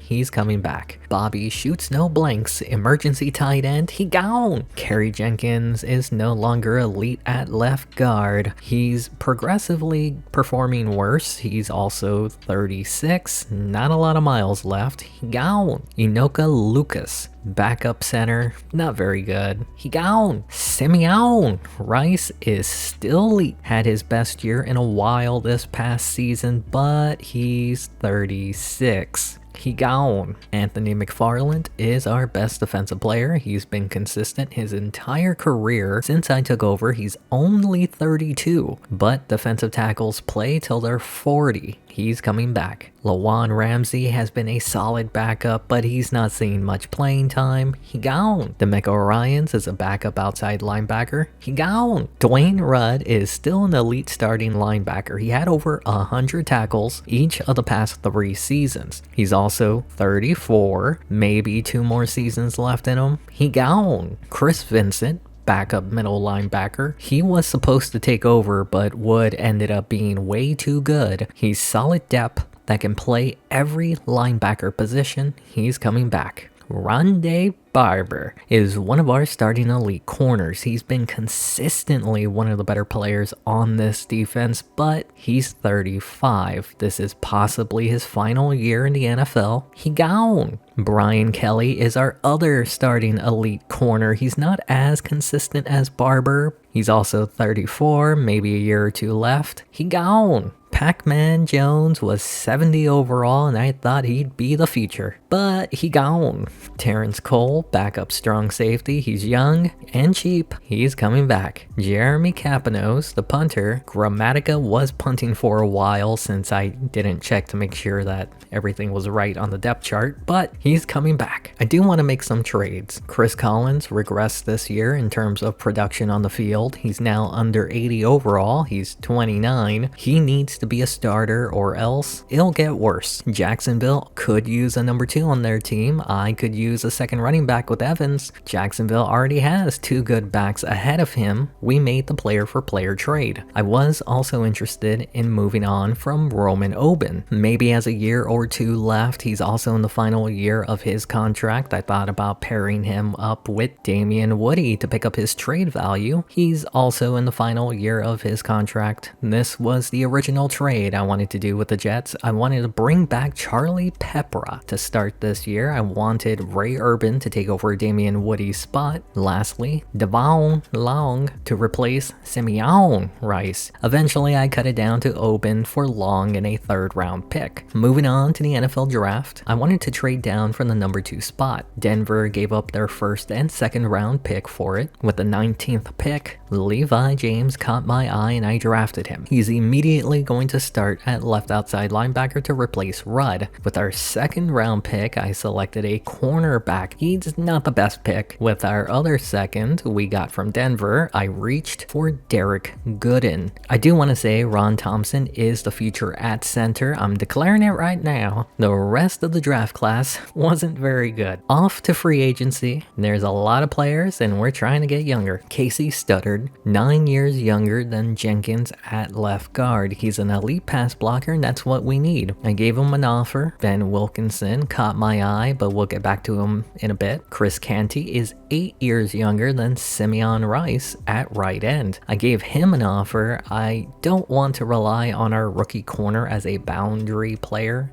Dorian McCulloch, 26 years old. He could be the future. I gave him an offer. Now, I did consider letting Woody go because Ben Wilkerson is so good and he's 5 years younger. I did end up making him an offer, but he was the only player that I didn't sign since I'm comfortable with the rookie center being the future of this rebuild. Michael Vick was released amid free agency. He's off to Buffalo. Aaron Brooks, 2 elite quarterbacks no longer in our division off to Green Bay. Andre Woodard went to Dallas. Chris Collins was released and went to Dallas. Kerry Jenkins to a division rival, Atlanta. Simeon Rice is off to Green Bay. Lawan Ramsey went unsigned. Dwayne Rudd went to Dallas. It's official. They won the trade. Rondé Barber went to Denver. Brian Kelly to Chicago. Matt Leinart will continue to put up with this team for the next 3 seasons. Hopefully by then we'll be better. We've pretty much hit his ceiling. He might not ever hit 99 overall, but he might make it to 38 years of age. Running back hasn't really changed much. Davis is still edging elite territory. Evans should be a decent complimentary back. Dexter Olsen is the fullback of the future. Things get a bit tricky at wide receiver. Owens is an elite receiver who can play for possibly 5 more years. Henderson, on the other hand, pretty mid. We might have to shop around for someone new to pair with Chad. Dwayne Williams is the tight end of the future. Landon Milton should be the left tackle of the future. I did draft Simpson to be the left guard of the future, but Studdard was too good to pass up. I do think Thompson is the future at center, and if the season goes south fast, he'll be starting. Aaron Brandt is a right guard of the future, another position where if the season goes bad, Little will be taking over. Brian Smith is supposed to be the future at left end, we'll see. Long was supposed to be a stopgap this year, maybe the future, but Canty was too good of an option to pass up. I'm going to declare it right now. McFarland is going to retire as a Buccaneer. He's been way too good and consistent for this team. Stark's also a pleasant surprise. Levi James is a future at left outside linebacker. Jorge Wood was the present the minute he was drafted. John McGrew has developed nicely at right outside linebacker. Corner is interesting. Dorian McCulloch was one of the best corners in free agency and still pretty young. He's now our best corner. Starks will start on the boundary for the first time in his career, close to 30, while the rookie Hill will be the nickel corner, learning and developing. I don't know if Dwight Smith is going to make it through the rebuild. Perry is the future at strong safety, but he's still not as good as I would like him to be. Barry's game plan isn't really that much different than John Gruden, but we still focus on passing the ball. A little less aggressive this year, but more importantly, we focus more on running back number 1. We'll see how well that translates to the stat sheets at the end of the year. Sound the alarm because we dropped 40 in the season opener. Are we good? No, we're not. We lost 3 straight, but they were pretty close games. We are so back, baby! Super Bowl, here we come. Never mind. False alarm.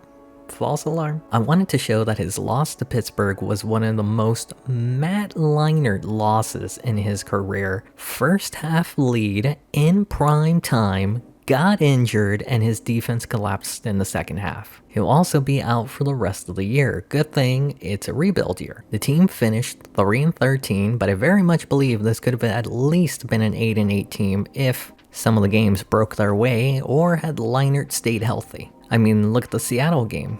Go ahead score in the final minute, gave up a kick return for a touchdown to lose. What the heck? Matt Leinart did have his best year ever as a pro. Barry is working his magic, but of course, Leinart would get injured, less aggression, less interceptions. Kind of makes sense. The backup, on the other hand, he wasn't great, but he could have been much worse. We need to continue to feed Davis the ball. He got over 1,000 yards this year. His backup Evans had a good amount of carries, but not as much. I noticed that Henderson had 7 fumbles. Then it turned out he's been fumbling so much his entire career. What the heck is going on here? Chad Owens still got over 1,000 yards with Leinart out, 10 touchdowns. He had over 600 yards when Leinart went down. He's a key piece in this rebuild. Nobody else stood out besides Shelton in the passing game. I did end up benching Walker and Woody for Thompson and Little. Thompson, looking good. John McGrew led the team in tackles, had a good year. Jorge Wood was right behind him with 99 tackles, earned his first Pro Bowl. I wanted to show that Levi James won Defensive Rookie of the Year. Booger McFarland had back-to-back 10-sack seasons. Chris Canty had 9 sacks. Best season for him in a while. We still need to find a more impactful left end. Edorian McCulloch led the team with 3 interceptions. Scott Starks was tied with him. Not a bad year for the two. We didn't have that many interceptions though. Also, why? Why is the kicker good now? Matt Leinart is this offense. They were on pace for 3,400 yards passing. They're still struggling to get into the end zone though. The defense couldn't stop the run and they couldn't stop them from scoring points. Fox might be on the hot seat. Andre Woodard ended up doing nothing in Dallas. Chris Collins also did very little on the team. Dwayne Rudd, very similar to his previous seasons with us. Roman Oben was not as good in New York. Kerry Jenkins continues to slump in Atlanta. Cozy Coleman had a really good year in Tennessee. Simeon Rice was about as average as he was with us in Green Bay. Rondé Barber had a down year in Denver, and Brian Kelly, of course, he bounced back in Chicago. We got some bad news for Matt Leinart. Brett Favre accepted a job to be the new head coach of the Cleveland Browns. I replaced him with Sean Payton. That's now 3 new offensive coordinators in 3 years. Let's start the offseason. Rondé Barber did retire. He was the only former Buck to retire. The team itself didn't have any retirements as we're shifting to be younger. On to resignings. Levon Goodrich, emergency quarterback, he gone. Dane Shelton, our third receiver, saw extensive playtime this season. He's coming back. James Collier is not as good as Shelton, but I do plan to move on from Henderson. He's coming back. Dedrick Ware, emergency left guard, he gone. Damian Woody regressed after sitting him the second half of last year. He gone. Aaron Brandt, starting right guard. He's a key piece of this offensive line. He's coming back. Frank Woodson, backup right guard. He gone. Brian Smith, he was supposed to be the future. He just never developed fast enough. He gone. Jorge Wood, elite middle linebacker. He's the leader of this defense. He's coming back. Dwight Smith, I should have traded him. We were 2-3 at one point. I thought we had a chance. He gone. Derek Perry, starting strong safety. He's not great, but had a good year. He's coming back. Now, I did say I was moving on from Devery Henderson. I let him go. Kenyatta Walker, I benched him last year. He regressed. I'm also letting him go. Moving on to the NFL draft, we needed a left end to replace Brian Smith. We got one. 2 points lower, not much of a drop-off. He's starting immediately. In the second round, a first-round talent at free safety fell. Ted Whitehead will start immediately, but he's very slow. The rest of the draft were depth players. Off the free agency, I wanted a receiver, but they weren't that much better than what I had already had. But James Butler caught my eye at free safety. I know we just drafted one, but he's relatively young. I did decide against it, skipping free agency this year. And this guy ended up dropping mid-free agency, and I missed it. I ended up caving and signing Cornelius. He was expensive. Matt Leinart did regress this season, but not by much. I expect after this season he gets back to 95 overall. Davis is still edging elite territory. Evans is still the second back. Dexter Olsen is still slowly improving at fullback. Chad Owens improved at wide receiver, and even though I signed Cornelius,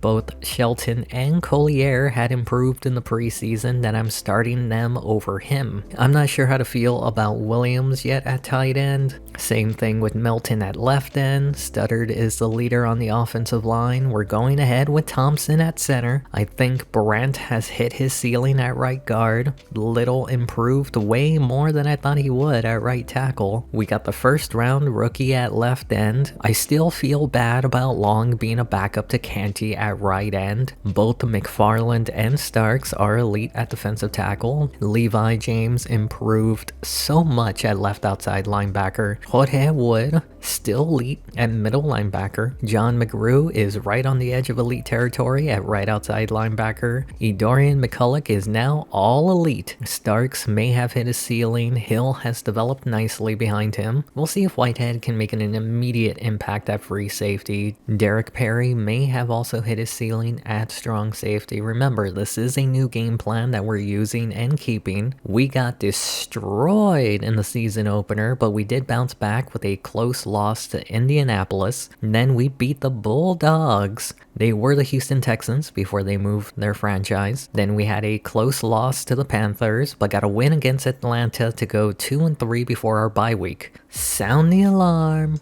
We're going to the Super Bowl. False alarm. Maybe, because we lost the next 3 games by 1 possession. Then we got bullied the next 3 games to go 3-9 on the year, but we did get our 4th win against the Lions, then a 2nd straight win against the Vikings, then we had another 1 possession loss to the Saints. We finished the year 5-11, our best record since Gruden's final year, but 6 of our losses were by 1 possession. Could easily be 11-5 right now. Matt Leinart didn't have as good of a year as last year, but still one of his best years. It even got him into the top 5 for best quarterback in the NFC. Anthony Davis had 11 less carries this season, could have had another 1,000-yard season. Jason Evans is actually pretty good as his running partner. Chad Owens had his best year since being on the team, even earned the Pro Bowl. Going into next year, we need to get Leinart a real second option. The offensive line was phenomenal considering they were mostly no-name players. John McGrew led the team in tackles. He was also the only player with over 100 tackles. Randy Starks is back on top with sacks. Booger McFarland was right behind him. Canty was nowhere near the top this year, but that's fine if it allows everyone else to get more. DYN-CHISE had 7 interceptions, a career high, not counting Starks who had 4. McCulloch had more than everyone else combined. Why the heck is the kicker good now? What happened? And the offense was as mid as possible, which is good. This is the most consistent we've ever been. The defense, on the other hand, couldn't stop the run last year, can't stop the pass this year. We had another team move this offseason. I normally don't talk about special teams coordinator, but the past 2 seasons under Crosby, our kicker has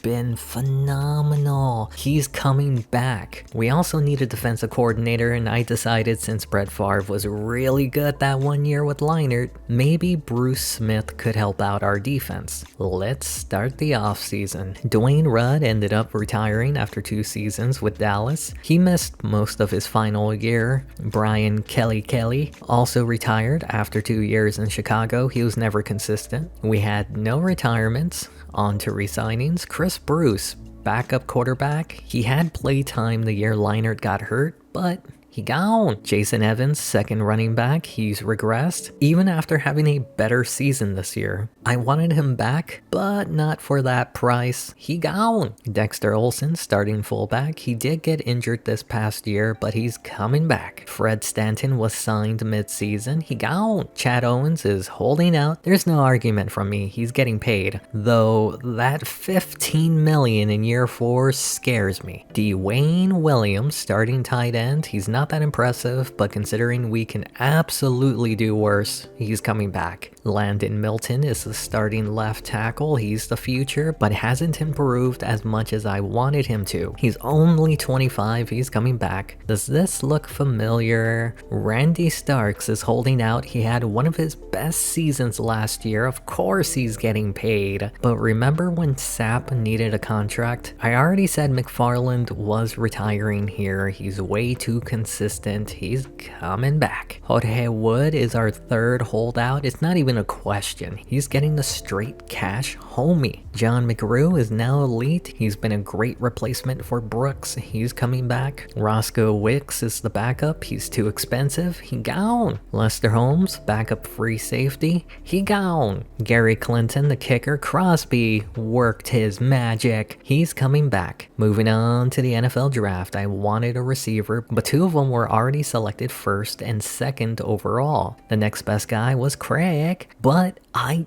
didn't scout him. I scouted Fred Hendrickson instead, and he looks good on paper, but could be injury prone. But Corey Craig is rated as a true first round pick. I picked Craig. He's a solid receiver. My only gripe with him is his acceleration. Ken Lewis was the number 1 pick. He also has slow acceleration. Kevin Brown was the 2nd pick, and he's not even as good as Craig. In the 2nd round, I went best player available. There's a real chance that Alfred will start at free safety over Whitehead. I forgot to show the draft class, but it was mostly solid for depth reasons. With Craig on the team, I chose to eat Cornelius's cap hit. Should have never signed him off to free agency. I still wanted a number 2 receiver on the team. Quincy Morgan is an elite receiver, but I can't see him being a number 2. Wes Welker, on the other hand, can be a great number 2. I was also interested in Darren Sproles as a 2nd back. I did make an offer to both Welker and Sproles. Welker agreed to our offer. Sproles did not. I wasn't quite done making moves. With Welker on the team, Dane Shelton is being traded, went back to Jacksonville for another one of their backs. Worked once before, right? This time with a 4th round included. Matt Leinart is now 30. He's ancient. I did draft Clausen in the 3rd round. Leinart still 95 overall. I think he can still go up a point or 2. Davis is the ultimate edger. Will he become elite? Probably not. Flanagan, the 2nd back. Olsen is working his way back up to 85 after his injury. Owens is a true number 1. We did sign Welker to be the number 2, and he got a season-ending injury. It looks like Craig is being thrown into the number 2 spot, but I really want him to be the 3rd. Williams hasn't really stood out at tight end. Milton is still struggling to get into the 80s. Studdard is the oldest lineman on the team, still under 30. Thompson is going to be so good at center. Brandt may never be elite, but he's still pretty good. Daniel, not so little, has been a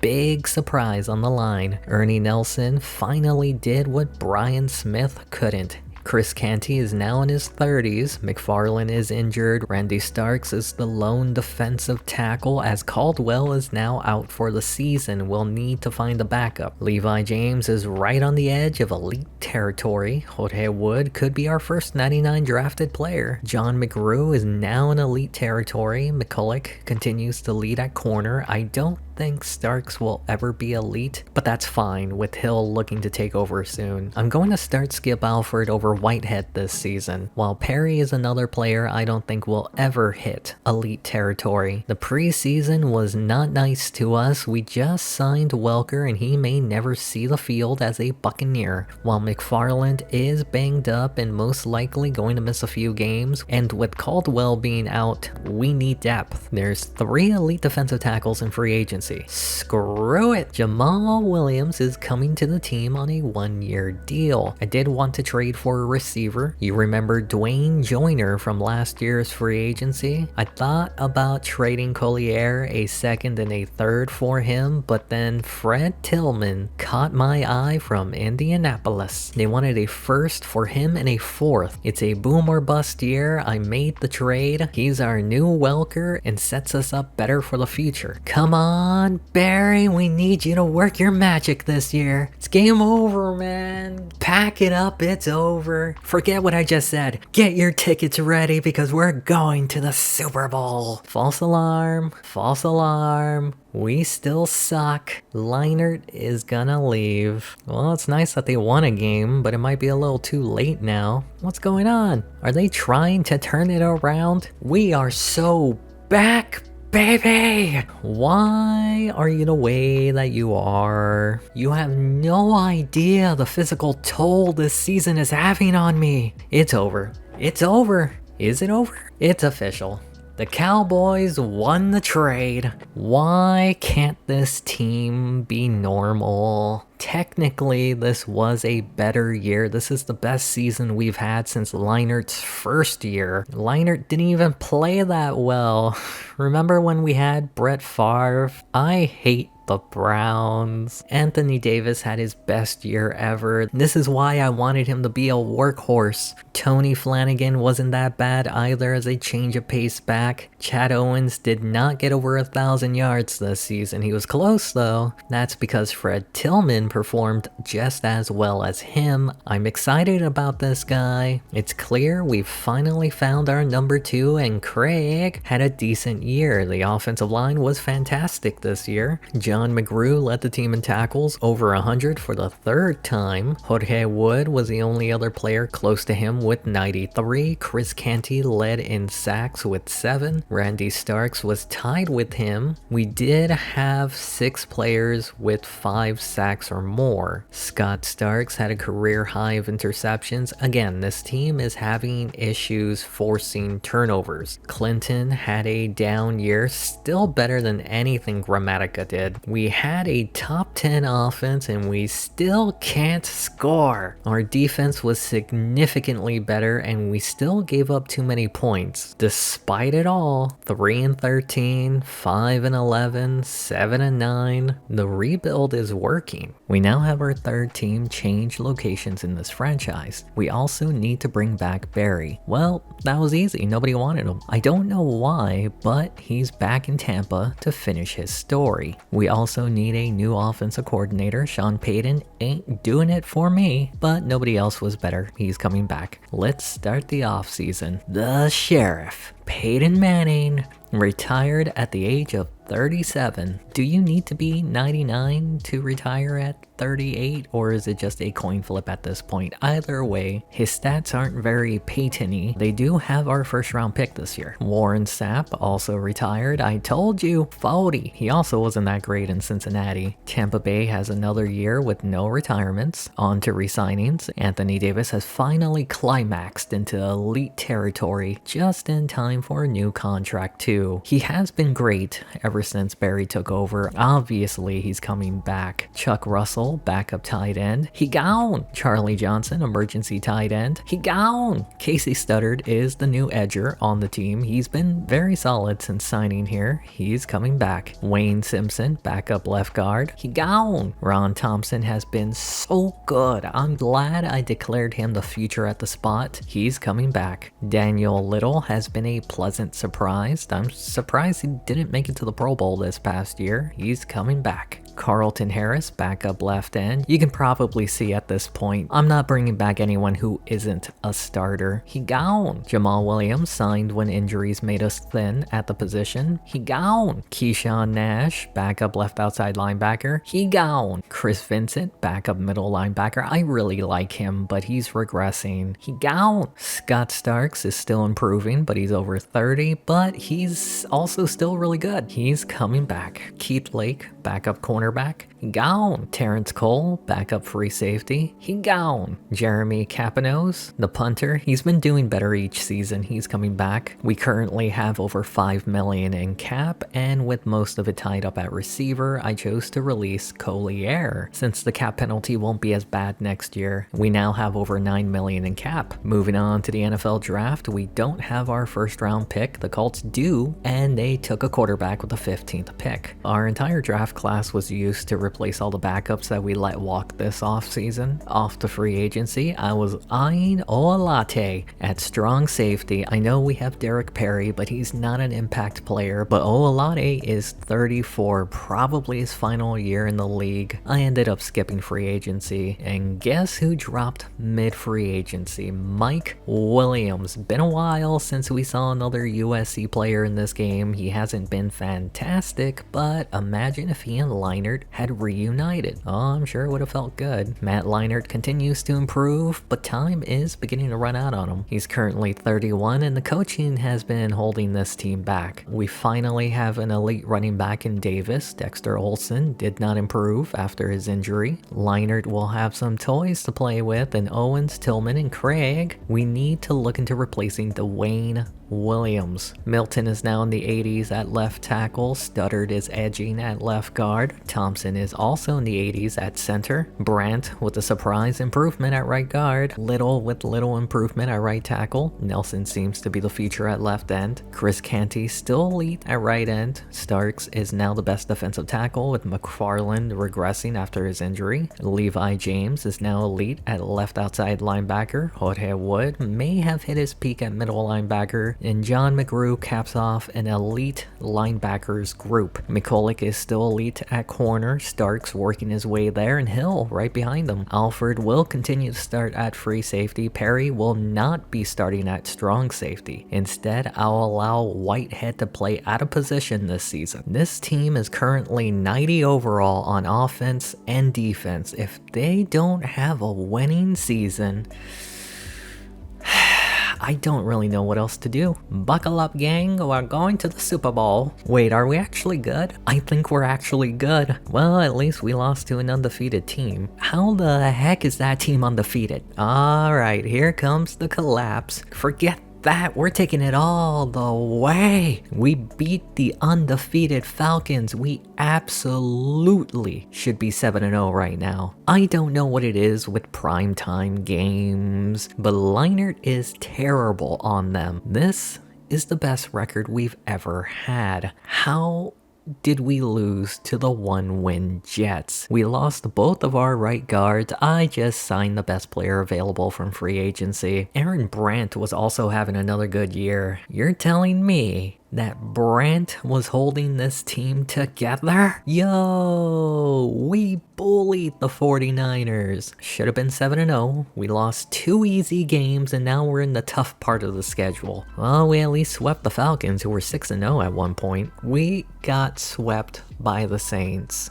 Wait, I just realized we don't have a losing record. Finished the year 9-7, best record since Leinart's rookie year, but still not enough to make the playoffs. From 6-3 to 9-7 after Brandt's injury. I really wish we were in the AFC. If only we didn't lose those 4 easily winnable games. On the bright side, Leinart had his best year ever, earning his first ever Pro Bowl. He was also second in the NFL for MVP. He did win it for the NFC. Anthony Davis now has his third 1,000-yard season in 4 years. I still think the running back by committees is a bad decision. Chad Owens had his best season ever. How was this not a 10-win team? Fred Tillman joined him with over 1,000 yards on the year. This offense was legit, but the biggest weakness is still tight end. The offensive line had mixed results. The biggest issue was free agent Rice playing poorly. John McGrew did get injured, still led in tackles, but no 100 tackle season. Jorge Wood was right behind him. He's still very consistent. Randy Starks led in sacks. Booger was right behind him with 8. They didn't get to the quarterback that much this year. Dorian McCulloch had another career high with 9 interceptions. Besides Starks, who had 4, McCulloch had more than everyone else combined. What happened? This might be the reason why we lost some of those close games this year. Even punting was bad. Special teams just had a bad year. We had the number 2 offense, 4th in scoring, but the defense continues to be terrible. Bruce Smith, he gone. I do wonder if being aggressive on defense is causing that. I haven't shown a game in a while, so I'm going to show the Pro Bowl. The first time in Matt Leinart's career that he made it. He was 2nd in MVP voting and 1st in his own conference. His team went 9-7, just missed the playoffs by a game. All of this happening on a contract year. The boy, well, he's over 30, is gonna get paid. We will start this one with a punt, of course. The NFC is punting it away. Derek Fisher is back to field, and then it's a fumble. Recovered by Brandon Everidge. It only led to a field goal attempt by the NFC. Deshaun Glazier just gets it over the crossbar. The game had a slow start, but Jason White threads the needle to Leroy boy Sims takes it down to the 30. A play later, White with time, throws to the flat, Matt Milton with a catch, gain of 6 on the play. Sets up a 3rd and 4, pitch, Clinton Portis bounces inside and gets the first. Same drive, 3rd down, start of the 2nd quarter, White's pass is knocked away. That forces Mike Nugent out to tie the game up at 3. More than enough leg. We skip to later in the quarter, AFC has it again, White to Siegel across midfield. The following play, Udeze trying to get around the edge, White to Kevin Brown near the 30. They now face a 3rd down on the drive. White throws, Siegel short of the first. That brings back out Mike Nugent, 41 yards to give them their first lead in the game. We haven't seen Matt Leinart much, but here he is. Final 2 minutes of the half to the sidelines, and they say he's out of bounds. The play was reviewed, and I'll be honest, he does step out of bounds. But rules don't apply in the Pro Bowl. It's a catch. That puts them near midfield. Following play, Leinart to Mark Clayton for the first. A chance to take the lead before the half. Leinart throws, and he Brett Favre's it. That's how the half would end. We start the second half the same way we start the first, with another punt. This time Bragg is back to field it from the 24, takes it to the sideline, and there's nobody there. And the first touchdown in the game comes off a special teams play with this 76-yard return. Phillip Rivers and the second team is now out for the NFC, and that's Davis with the catch. Sets up a 3rd and 5, Rivers throws, caught by Bryant Johnson. A play later, they go back to Davis, off tackle, across midfield. 3rd and 5, they do a pitch. Right side, Marion Barber with a move and gets the first. On the new set of downs, back to the pitch, left side, Anthony Davis has the speed and power for the first. From the 27, they go back to Davis, takes it left side, spin move, and gets inside the red zone. Final play of the 3rd quarter, Davis with a 3rd straight run for a first. First play of the 4th quarter, Davis has room but tackled short. It's now 3rd down, Rivers off his back foot, and Al-G Crumpler gets them within 3 points. We'll see if the NFC can make a stop. Bush up the middle, gain of 7. Former USC teammate of Matt Leinart, but they're going to throw to everybody saying PK Sam. Yeah. Following play, they go back to Bush. Great block by the fullback to get him the first. They're now across midfield, pressure in his face, gets it to Reggie Bush for another first. Who would have thought Reggie Bush would be this productive? Tackled near the first. To be fair, the blocking has been great, and Reggie Bush showing some power. They're now inside the red zone, Clinton Portis with the handoff. It's now 3rd and 2, Bush bounces to the outside and gets the first. 2 minutes left in the game, Bush up the middle, tackled at the 2. 2nd and goal, back to Bush, powering through, but they say he's short. It looked like he got in, but the 3rd time's the charm. With a minute left, Rivers will try to work some magic. Fred Gibson holds on through the hit. 50 seconds left, Rivers with time, throws, has Lavernius Coles, breaks off a tackle. Does he have the nope, no he doesn't. 32 seconds after a spike, Rivers back to Coles inside the red zone. 19 seconds left, Rivers has Gibson, but almost picked off by Medford Moorer. It's 4th down, game's over, but pride, it's also gone. And that's how it ends. The NFC's offense looked sluggish. Both teams couldn't do much in the first half. The backups had a much more entertaining time. But in the end, we got to see players with their unique helmets, even the created teams, out on the field. And if Matt Leinart returns, maybe we'll see another Pro Bowl someday. We now have our 4th team change locations. That's now 1/8 of the NFL. Crosby made Clinton look great his first 2 years, but he's been regressing since. I couldn't find anyone better. He's coming back. Defensively, Bruce Smith is not coming back. I did think about signing Jack Del Rio, but he got a head coach offer. Andy Reid, on the other hand, is taking coordinator jobs. Do I take a wild card approach? Pepper Johnson was available after a mediocre head coach career in Kansas City. He'll be our new defensive coordinator. Let's start the offseason. Tom Brady retired, and it's looking more likely that retiring at 38 is rare. Also, Tom Brady was not that good in this series. Neither was Donovan McNugget.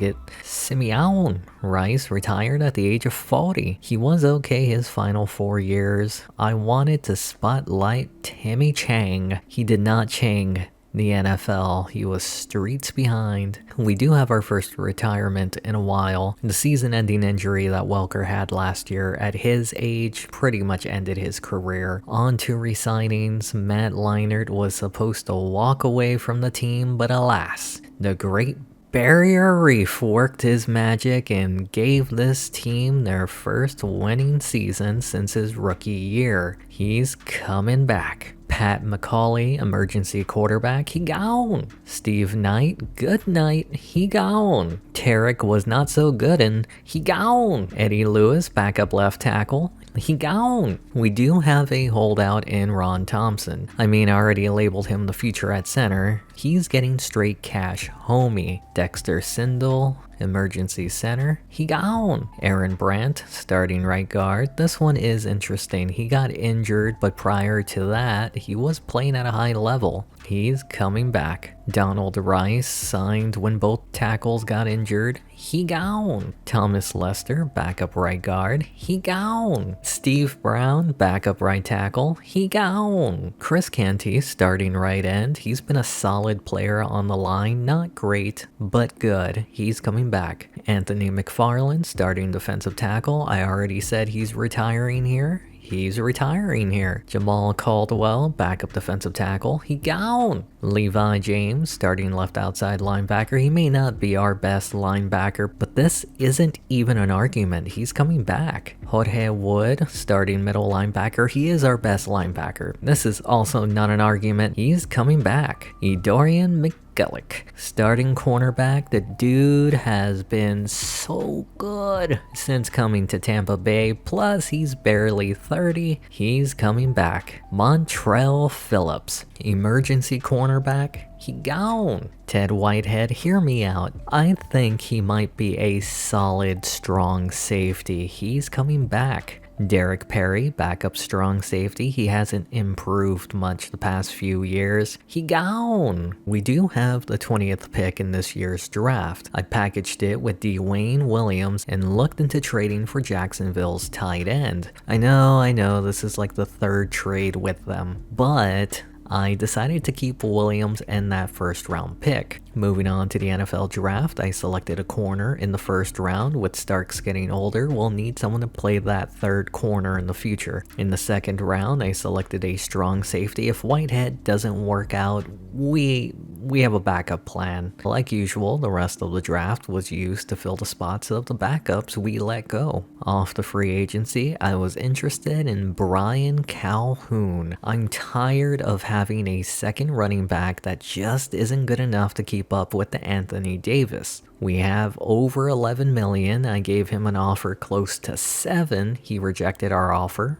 twice. He ended up signing a 1-year deal close to $9 million, more than I wanted to spend. He's earning more than Davis, but it does allow me to release Flanagan. I also took the time to release Devon Long. Matt Leinart keeps improving. He might be our first 99 overall player since Brooks. He still has 2 awareness points available. It's possible. We finally have 2 starting running backs and they cost me 10% of the cap. Olsen is never getting back to 85. The Chad could also hit the 99 club before he retires. Tillman is still not elite. Craig is right behind him. Williams is in his final year of his contract. Milton at left tackle. Studdard elite at left guard. Thompson at center. Brandt returning from injury at right guard. Little closing in on 30 at right tackle. Ernie has developed into a good left end. Chris Canty still elite at right end. Anthony McFarland is in the back half of his 30s. Starks is in the front half. Levi James, elite at left outside linebacker. Jorge Wood is now 30 at middle linebacker. John McGrew, elite at right outside linebacker. McCulloch and Starks are both in their 30s. Hill is a solid third corner. The rookie Cook behind him. Skip Alford has become an edger at free safety. Whitehead will continue to start at strong safety. The rookie will be behind him. The team is still elite on offense and defense. Can they get over the hump? hump. They got another season opener win against their division rival, Carolina. They're now 2-0, but they went 3-0 last year, finished 9-7. Well, they're not going to go 3-0 this year. I don't know what it is about primetime games, but Leinart is awful. Buckle up, gang, because I think we're gonna lose out. At least we beat the lowly Falcons. Whoa, we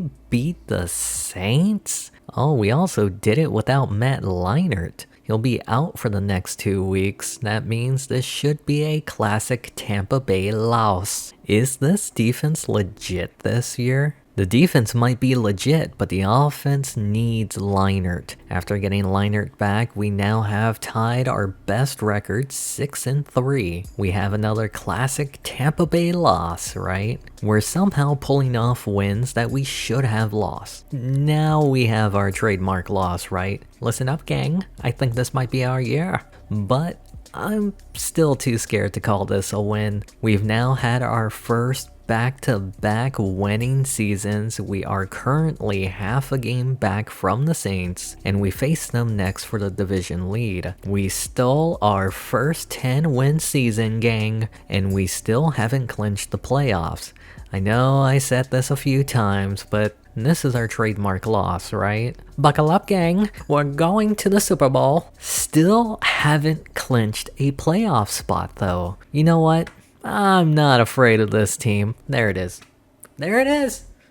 There it is. Well, we're at least in the playoffs now, and technically we should have the title since we swept the entire division. More importantly, if we win, we get a bye week. Now, I'm not as confident. Remember that year we lost 6 one-score games? This was like the opposite. We stole this season. We got the bye week heading into the playoffs. Leinart did not perform as well, but considering that he missed 2 games, pretty solid. It was good enough to earn him the 4th best quarterback. Clausen performed exactly as he should have as a backup. He beat the Aints for the 3rd consecutive time and 4th time in 5 years. Davis hit 1,000 yards. The drop-off in performance wasn't that bad when Calhoun was in. The Chad had close to 1,500 yards for the 2nd straight year. He's been the best signing I've had in this series. Tillman and Craig were okay. Davis had over 400 yards, Williams with over 200. The O-line was lining.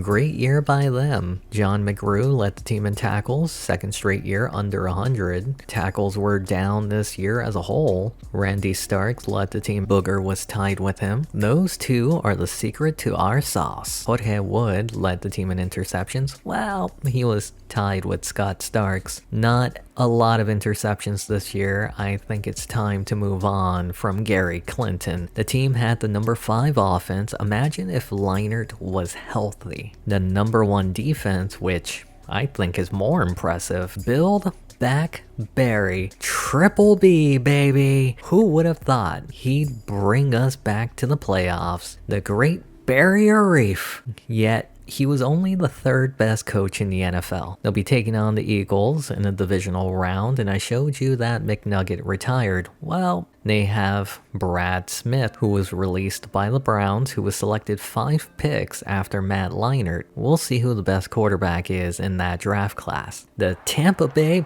Buccaneers are in the playoffs for the first time in 8 years. They've managed to finish the year 12-4 under the Great Barrier Reef Joe Barry. The rebuild for them has been complete, but how long can they maintain this success? While Philadelphia comes off their first year with their new quarterback, Brad Smith, who was signed in the offseason to replace McNabb. Both these quarterbacks were in the same draft class. Leinart was the number 1 overall. Smith was 6th in that 06 draft class. Who's the better quarterback? Let's find out. We start with Tampa after a Philadelphia punt. Leinart to Williams, and he's rumbling to the 30. A play later, Leinart under pressure, off balance. Mitchell with a catch. Sets up a 3rd and 5. Play action. Leinart to Owens near the 10. They now face a 3rd down inside the 10. Leinart's pass is knocked away. That brings out Clinton to give Tampa Bay their first points in the game. We skip to the final minute of the first quarter. Tampa has it again. Leinart to Tillman for the first. We're now in the second quarter. Third down. Leinart under pressure to the sideline. Owens with a catch near the 30.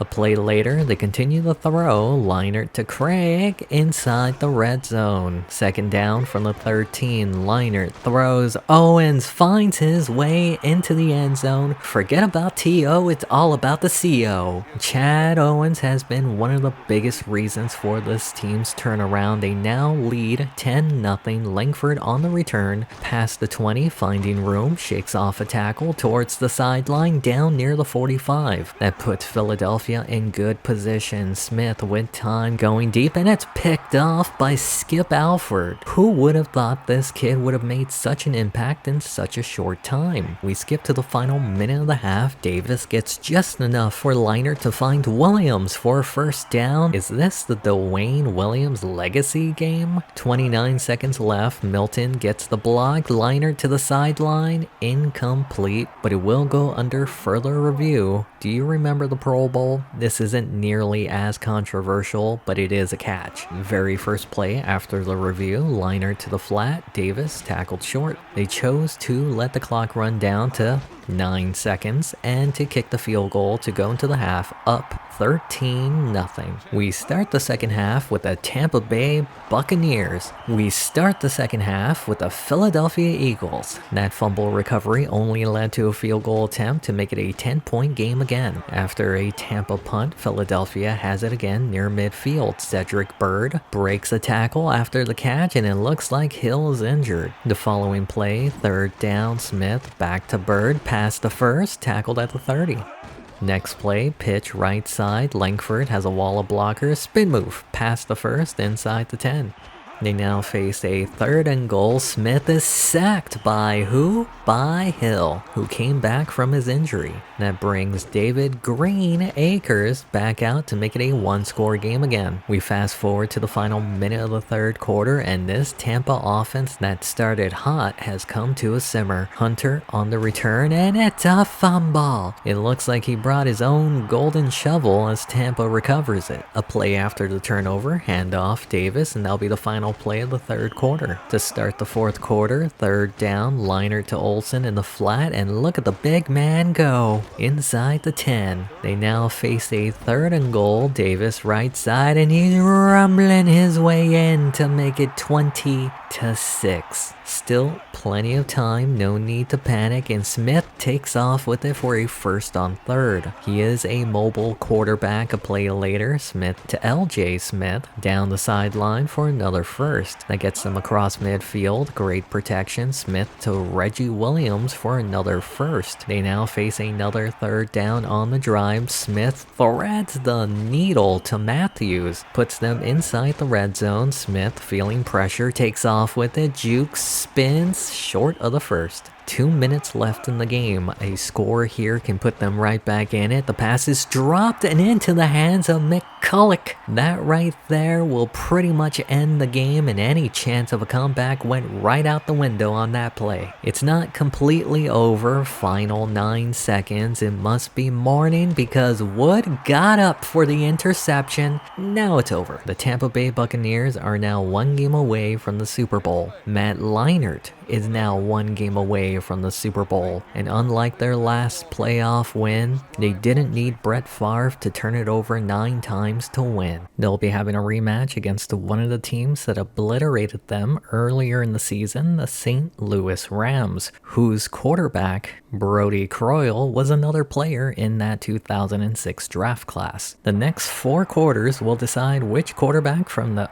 06 draft class is the best quarterback this season. Tampa Bay enters with the number 1 pick in that draft, Matt Leinart, who had a great showing last week against the Eagles. St. Louis comes in with the number 57th pick in that same draft, Brody Croyle, who, mind you, forced Kurt Warner out. You gotta be good if you forced out a former Super Bowl MVP. Which of these two quarterbacks will move on to the Super Bowl? Let's find out. We start this one with Tampa Bay. Third down, Leinart to Tillman for the first. Another third down, play action, Leinart back to Tillman inside the 30. Following play, pitch left side, Davis shakes off a tackle and it's a fumble. Recovered by St. Louis. What a way to end a promising drive. Tampa would get the ball back after forcing a 3-and-out, and Leinart has Tillman deep for a big play. A play later, Leinart with a clean pocket throws Williams at the sticks. Apparently he was short, but they do give it to Davis and he gets it. From the 20, Leinart drops back, throws, Williams gets a block from Owens. That gets him into the end zone for the first score of the game. To think they wanted to trade this man this past offseason. We skip to the second quarter, Tampa has it again, and Williams with a catch across midfield. Following play, Rams bring the blitz, it's blocked well, and this is becoming the Dwayne Williams legacy game. They're near the 30, they go to the ground, Davis gain of 4. A play later, third down, Leinart, Craig inside the 10 and gets in to extend their lead. We now fast forward to the final 2 minutes of the half. Rams ball, Croyle to Ryan Moore across midfield. A play later on the edge of field goal range, Croyle to Guy Brannon for another first. A minute left in the half, they keep it on the ground, Ebel gain of 7. Sets up a 3rd and 4 from the shotgun, pumps, Croyle, Brannon first down. A play later, 2nd down, Croyle is sacked by Nelson. They rush back to the line, 20 seconds, Croyle has Freeborg inside the 5, and like usual, they ran the clock down to 9 seconds and get their first points to end the half. We move over to the second half, Tampa Bay with a chance to make it a 3-score game, Owens with the catch. They now face a 3rd down on the drive, Leinart in the pocket, Williams across midfield. The following play, they keep it in the air, Leinart, Tillman tackled at the 30. A play later, another pass, Owens in traffic and gets the first. The drive would carry over into the 4th, 3rd down for Tampa, and the pass is incomplete. Tampa sends out their kicker, Clinton, to give them a 2-touchdown lead in the final quarter. The game is beginning to slip away for the Rams. Croyle to Roscoe Parrish. It was short of the first, 2nd down, Croyle to the sideline for the first. Following play, Nelson comes in clean and they get the ball out to Ebel, who has the first and eventually pushed out. They're now across midfield. Nelson comes in clean, but the quick release gets them the first. A touchdown puts the Rams right back in it. Croyle moves in the pocket deep. Freeborg holds on to it. It ain't over yet. Starks with the pressure and the pass is picked off by Whitehead. Who would have thunk?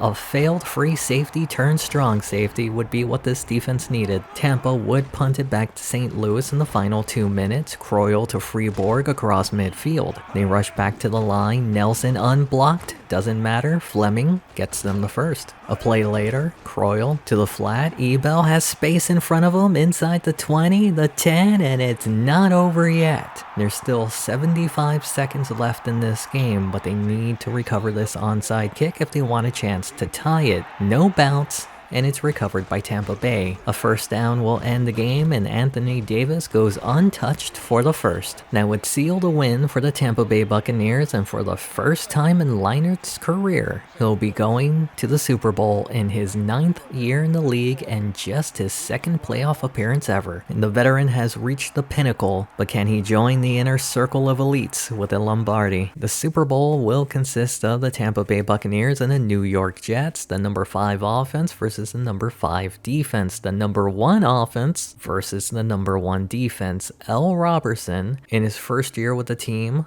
will be the Jets starting quarterback. Dwayne Joyner departed Arizona to stay with Robertson. I tried to acquire him before, twice. Charlie Pepra has an opportunity for the ultimate revenge game. He's one of 5 other players who was on that Tampa Bay team during Leinart's first playoff appearance. Historically, the number 1 offense hasn't fared well against the number 1 defense, but we'll see if that changes here today. There's a new greatest show on turf, and it's near the Jersey Shore. The New York Jets come into this game as the #1 offense, but not too far behind them is the Tampa Bay Buccaneers at number 5. Which of these two offenses will stand above the other equally ranked defense?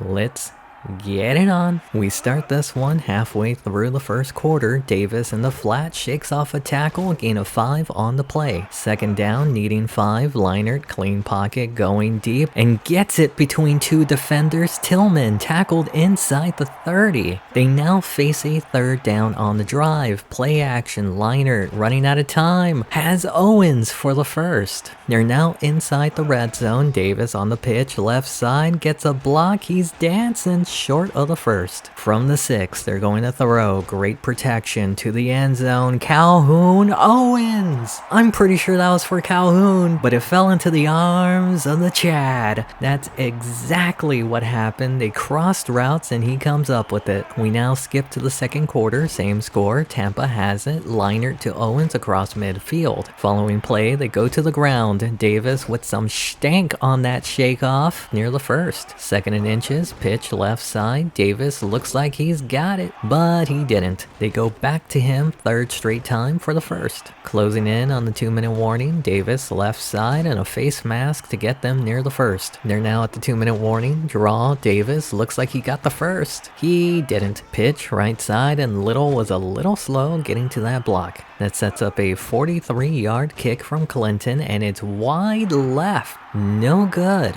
We skip to the second half, and I'm sure you noticed Jets have done nothing. Williams with the first. The Tampa defense doing their job, stopping the #1 offense. Craig with the catch. It's now 3rd and 4. Play action sucks in the linebackers. Tillman with the catch in first. A play later, Leinart drops back in the pocket all day to find Owens for a big play. The following play, Leinart running out of time, steps to his left, going deep. Craig inside the 10 and gives them a 14-0 lead. We now skip to the beginning of the fourth quarter. Tampa is still up, but punting it away. It'll be a short punt near midfield. Williams on the return near the 40. This is the best opportunity the Jets have had today. Robertson to the flat. Eric Hall with the ball, and it's a fumble. Scooped up by Alford. The Jets do get the ball back. Tampa still up 14-0, and Starks with the sack. That forces a 3rd and long. Canty can't get there, and it's complete across midfield. They rush back to the line. Robertson takes off with it and sacked by McFarland. That sets up another 3rd and long. Robertson running out of time, going deep, caught, no, dropped. Lewis couldn't hold on to it. The game could come down to this. The pocket is shrinking. Robertson to the flat, not even close. All Tampa needs to do is get a first. Olsen rumbling for a gain of 5. Second down, Davis right side, untouched until he gets the first, and that'll be it. The Tampa Bay Buccaneers shut out the New York Jets 14-0 in the Super Bowl to show the world that their defense is the baddest on the planet. Matt Leinart earns his first Super Bowl ring in his career, all thanks to Joe Barry. The rebuild is complete. The dynasty is next. Obviously, we have to thank the big, beautiful Barry. The Triple B, baby! His scheme got us here. I'm not doing the Pro Bowl with Leinart this year, but these past 9 seasons have been wild, and we still have maybe 5 more seasons. Also, the only other player on that team that was here during the last Super Bowl win,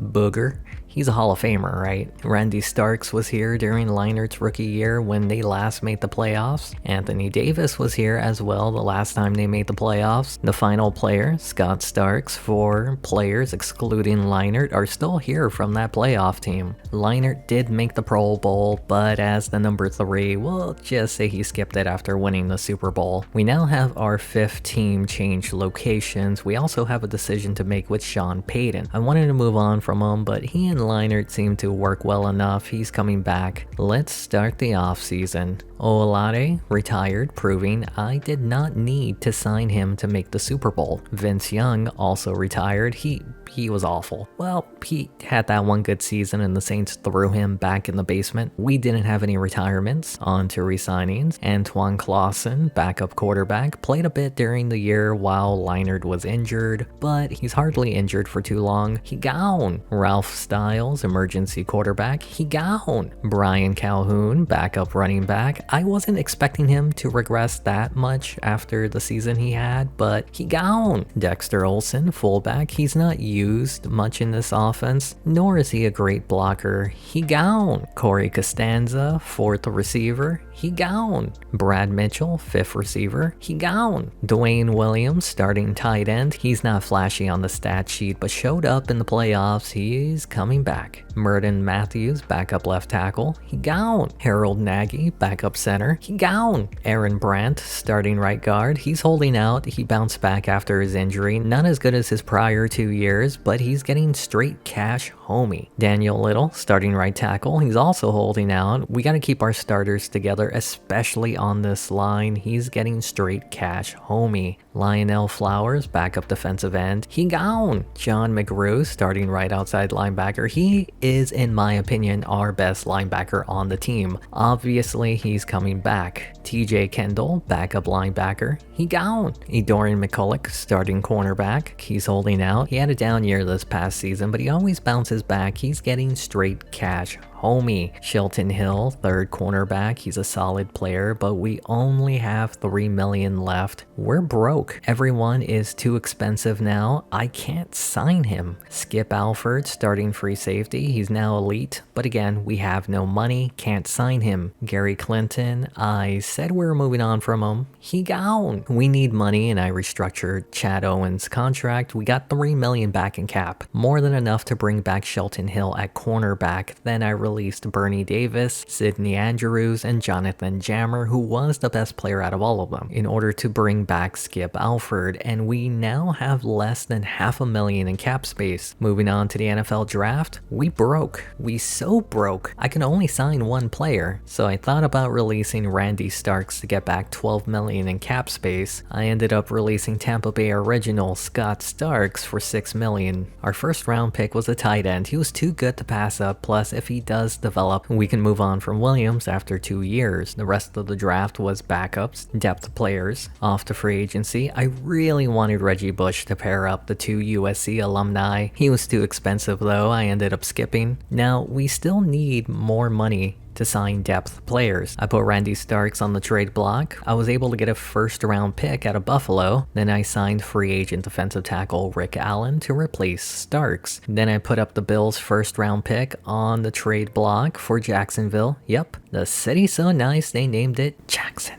For cornerback Ty Holmes, and I brought back Gary Clinton at kicker. We don't have a contingency plan this season with that kind of depth behind Leinart. He hasn't missed too many games in his career, but he was injured last year. We're back to Anthony Davis and whatever player we found in the discount bin. Did I forget to mention both running backs behind Davis are injured? I probably should have brought back Olsen. It's too late now. Owens is still the leader, but Tillman regressed. I'm disappointed about that. Craig looks to be the new number 1 when Owens retires. We'll probably move on from Williams when he becomes ancient. 30. Landon Milton is our worst lineman, and that's a good thing. Studdard is elite, but he's also our oldest player, and that's also good. Thompson is our youngest player on the line. Brandt, I would argue, is our best player on the line in terms of production. And Daniel Little is the biggest surprise on the line. Ernie Nelson is as good as I think he'll ever get. Chris Canty is no longer in elite territory. I said Booger was retiring here. He's retiring here. James, I left outside linebacker. Wood at middle linebacker, McGrew at right outside linebacker. Edorian McCulloch might be our second best signing in the series behind Chad Owens. Oh, and Holmes is out for the first month. Alfred at free safety, Whitehead will be the strong safety. I'm beginning to think I might just trade Mike McDowell. We'll see. Believe it or not, our team is better this year, but it's based on the starters being healthy, and we're already out Holmes, who we traded a first for. It's Welker all over again. We got embarrassed by the Colts, and I see why. All our running backs are injured. I brought back a familiar name, Tony Flanagan. It didn't help. We are now 0-2. Our elite lineman Studdard is now out for half the year. The team did manage their first win against the Bulldogs, but Leinart had one snap. He's now banged up. Why is everyone getting injured this year? Every time I can, I purchase the best training staff. Is this a Super Bowl hangover? They then got blown out by Carolina. Leinart is still banged up, and so are 3 of the starting 5 linemen. We've now lost as many games this year as we did last year. In the first 5 weeks, we're at least getting healthier. Then they blew away the Saints. Maybe they'll turn it around. We'll be getting Holmes back soon. Never mind. We suck. This is the healthiest the team has been in forever, but the team is now 2-6. The season is over. Once again, 3 of the 5 offensive linemen are injured. That's the second time they've scored 40 points. Then they choke away a primetime game. Of course. I don't know how to feel about this team. How did they lose this game? I don't know how to feel about this team. They're very inconsistent. On the bright side, they're almost fully healthy. Another Matt Leinart primetime loss. Of course. Gary Clinton missed 2 field goals that could have won us the game. The offense hasn't been great. I think Sean Payton is gone after this year. We have no excuses. Everyone is healthy. It's official. We won the trade. Did we really? Because I don't know how they won this game. And Leinart is out for the year. Oh my. Leinart is out, and we won our first primetime game. I also wanted to point out both of these 2 teams were in the playoffs last year. From 12-4 to 6-10. The Panthers were 7-2 at one point, and both the Saints and the Falcons were 1-4. Yet we were the only team not to win 10 games. What the heck? And Leinart was banged up a lot this season. To be fair, everyone was banged up. I don't know why. The cap space is becoming a problem again, that we need to rely on cheap players like Rice. Anthony Davis did get his 4th straight 1,000-yard season. I did find it strange that they were relying on the ground more this year. Even though Chad Owens had over 1,100 yards receiving, nobody else really stood out. I can see why Tillman regressed. Aaron Brandt is our best lineman, but injuries were crazy this year. John McGrew led in tackles, back over 100. James and Wood were 3 tackles combined, short from 100 each. Booger McFarland led in sacks, but no double digits this season. Randy Starks was not much better in Buffalo. A lot of sacks from different players, but nobody stood out. Dorian McGulloch. Alright, he was worth the holdout money. Scott Starks had his worst season in Washington. Alfred was second with 4, but the only other corner with an interception was Hill. Clinton was better, but I'm pretty sure he cost us a few games. With Leinart being out more, was that the reason we were so run heavy this season? I do believe because our lack of an offense, our defense suffered. They were forcing turnovers. What happened, Triple B? Is the magic wearing off? The Super Bowl hangover did not affect the New York Jets. I can't place too much of the blame last season on Barry. Injuries were terrible throughout the year, and he helped us get back to relevancy. Obviously, he's returning as the head coach. Sean Payton, on the other hand, he gone. A down year, sure, but I always thought he was holding the team back. I saw that Kurt Warner was available, and I wanted to go the Brett Favre route. He'll be our new offensive coordinator. Our defense has been so good under Pat Johnson, it's not even a question. He's coming back. Crosby is now currently the longest tenured coordinator under Barry. He's coming back. Let's start the offseason. DJ Williams has called it a career. Do I regret letting him go in favor of Brooks? At the time, yes. Now, not so much with McGrew on the team. It looks like I'm McGrew out of it. That was terrible. Let's not put that in. Charlie Pepra also retired. He was from my first ever draft class. Solid player throughout throughout his career. Brian Calhoun also retired. He was here for 1 year, solid season, then regressed, which I don't agree with. It's looking more and more likely that 38 was a unicorn year. Anthony Davis is retiring, which took me by surprise. I thought we had another season with him before moving on, but either way, I'm happy he got out with a Super Bowl ring. We're running out of originals on the team. On to re-signings. Matt Leinart needs a new contract. He took a 2-year deal on his last one. He wants a 2-year deal again, and it would end when he's 37. Could be his final contract with the team. Drew Rice, backup quarterback. He gone. Ralph Styles, I mean, come on. Get out of here. He gone. Shelton Warren, backup running back. He gone. Tony Flanagan has regressed so much in such a short time. He gone. Corey Craig has leapfrogged over Tillman. He's a decent receiver, and this year he'll be taking over the number 2 spot. He's coming back. Fred Tillman has regressed for the 2nd straight season. He's still a solid player for the team. Could be a good 3rd option, but he'll probably continue to regress. He gone. Corey can't stand ya. He gone. Again. Derek Fisher, emergency tight end. He gone. Casey Studdard's injury really did a number on his rating. He's now a shell of his former self. It's not like he was great, but one of the building blocks to begin this rebuild. He gone. Ernie Nelson, starting defensive end. He's been one of the best defensive ends that we've been able to draft. He's coming back. Joe Houston, backup defensive end. He gone. Anthony McFarland, I said he's retiring here. He's retiring here. John Maynard, backup outside linebacker. He gone. Jorge Wood, or George, depending on how you pronounce it. He's the leader of our defense, consistent year in and year out. He's coming back. Jeremy Capanos, the punter. He's a punter. He punts. He's coming back. I didn't realize, but Levi James was holding out. Is he great? Compared to our other linebackers, he's the worst. But that's a good thing because he's solid on his own. Straight cash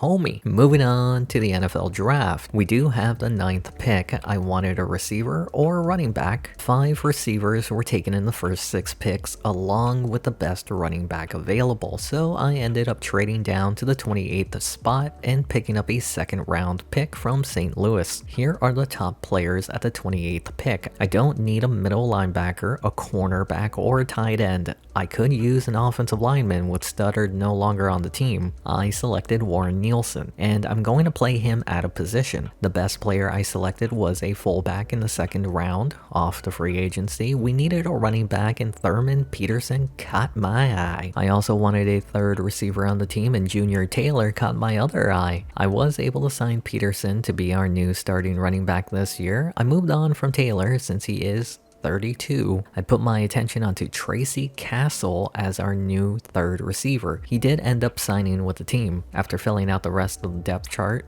I decided to release Gary Clinton. I ended up signing Drew Dunning, Double D, an elite kicker who should be better. I wasn't done making moves. Remember Mike McDowell? Well, we're going to use him as trade bait. We need a backup quarterback, and I went to Jacksonville. The city so nice they named it Jacksonville. I also was able to get a 5th round pick out of the trade. Matt Leinart, as you already saw, regressed due to his injury last year. Thurman Peterson will be the starter this season, but a big drop off from Anthony Davis. We got a new fullback this year in Reimers. Owens has regressed in what is most likely his final year. Craig is now the number 2. Castle is the 3rd. This will most likely be Williams' final year as the starter, with Brown not that far off of him. Landon Milton still the left tackle. I did draft a left guard, but none of these 2 will be starting. Ron Thompson is still the center. Aaron Brandt is still the right guard. Daniel, not so little, still the right tackle, but the rookie Nielsen will be starting at left guard. Ernie Nelson is the starting right end, but we have a decision to make with Erickson soon. Chris Canty is up there in age, and we might move on from him next year to start Erickson. Anthony McFarland is elite, but I don't think he'll ever reach his peak ever again. Levi James is 2 years away from 30. Jorge Wood is 2 years over 30, and John McGrew is exactly 30. Edarian Gullick has probably 2 to 3 more years left in him, but we're pretty young after him with Holmes, Hill, and Cook. Both Alford and Whitehead are elite at free safety. Whitehead will continue to start at strong safety. The team did regress offensively. They're getting older, and it's beginning to feel like it did when I tried to keep the team together when Leinart first got onto the team. Are we over the hill again after the season opener? We might be over the hill. We did bounce back with a dominant win against Atlanta and then struggled against the Carolina Panthers, and Thurman Peterson is now banged up. I did think about trading our first and second for Lendell White, but we didn't have the cap. After the first 4 games of the year, Tampa snuck by St. Louis to get back to 500 thanks to Drew Dunning's game-winning kick. Then they had an offensive shootout against the Panthers, getting the revenge game to break even thanks to another Drew Dunning game-winning kick. And Peterson is now out, and his backup is injured. Lendell White is looking real appealing right now. I'm making the trade. A first, third, and Chris Canty for Lendell White. Canty doesn't put up elite numbers, and we do have a young player behind him. Our offense got a little bit better, defense a little bit worse. We now have a 3-game winning streak. Lendell White only had 3 carries. Of course.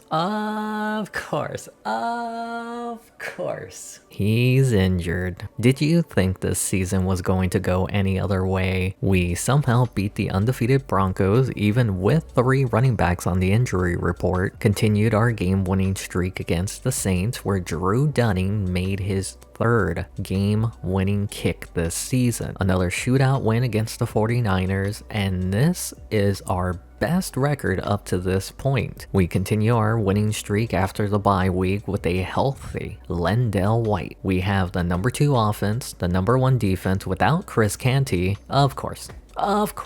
Brant's injured, and do you remember the last time he was injured? Season's over. It's over. Yep, it's over. Our offense is in shambles. Is it over? We dominated the 11-1 Chargers. There are 3 games left in the season. We win 1 and we clinch the division. And Anthony McFarland is out for the year. It's over, man. Game over. We just need to win 1 game. We lost this one because of Dirty D missed 2 kicks. Please, we just need 1 win. Another game lost because the Dirty D missed the kick. We're going to get eliminated, aren't we? We're going to get eliminated. We lost the last game of the year.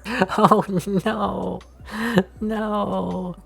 We snuck into the playoffs, but we did not win the division. From 8-2 to 9-7. I really do blame Brant getting injured. McFarland's injury didn't help, and we're now out another lineman. Matt Leinart did have one of his best seasons in a while under Kurt Warner as his new OC. Really makes me wonder how good this team is without Leinart, but a healthy offensive line. Lendell White had 900 yards. Keep in mind, he missed about 3 games. Thurman Peterson had 800 yards, and he missed a few games too. Overall, the running game was way better this year. Even Groovy Bruce got in on the action. This is probably Owen's final year in the NFL, and he had only 1 season without 1,000 yards here in Tampa Bay. Corey Craig looks like he could be the new number 1, but his average is not great. I feel pretty good about the receivers going into the wild card. Free agent Castle was a good signing. White is a nice check down option. Even Williams picked it up a bit. I do not feel good about the offensive line. Brant is still out, but Thompson has been elite this season. Little was already really good, but now he's injured. Nielsen will be taking over the spot at right tackle, but the biggest surprise is Larson giving up only 1 sack, but will still have a hole at left guard. Jorge Wood led the team in tackles this season. First 100 tackle season since his rookie year. He got close a few times though. John McGrew barely hit 100 on the season to keep his new streak going. Besides Alford, nobody had more than 80 tackles. Anthony McFarland missed the final 3 games and still put up one of his best seasons at 38. Tim Anderson was signed off the street and recorded 4 sacks in that time. Did we accidentally find a stud? Chris Canty performed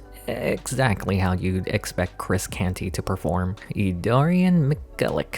If this is a down year, I can't wait to see what he does next year. Ty Holmes was behind him with 4, McGrew and James both had 3 each. Drew Dunning missed 7 kicks. 3 of them were in 2 games that could have given us the division title. It can never be easy, can it? I also wanted to talk about Can't Stand Ya. He had a kick return for a touchdown and 2 punt returns. Turns out I can't stand ya. We still have the number 2 offense, even with a banged up offensive line. The defense, on the other hand, struggled to contain the run and keep them out of the end zone, but still managed to finish 6th. We fell ass backwards into the playoffs. Triple B might stand for Bareback Barry after this collapse. We are facing the Seattle Seahawks in the wild card, and it'll be a reunion. Reggie Bush is their starting running back. I also wanted to point out that they have Ernie Nelson. I wasn't paying attention, but it looks like there are duplicate draft classes. Not as noticeable as Madden 2003 though. A late season collapse hasn't stopped the Buccaneers from making the playoffs for the second time in 3 years. They only won 1 of their last 6 games, and at one point this team was looked at as a Super Bowl contender, but injuries, similar to last season, derailed their year. Of the 5 starters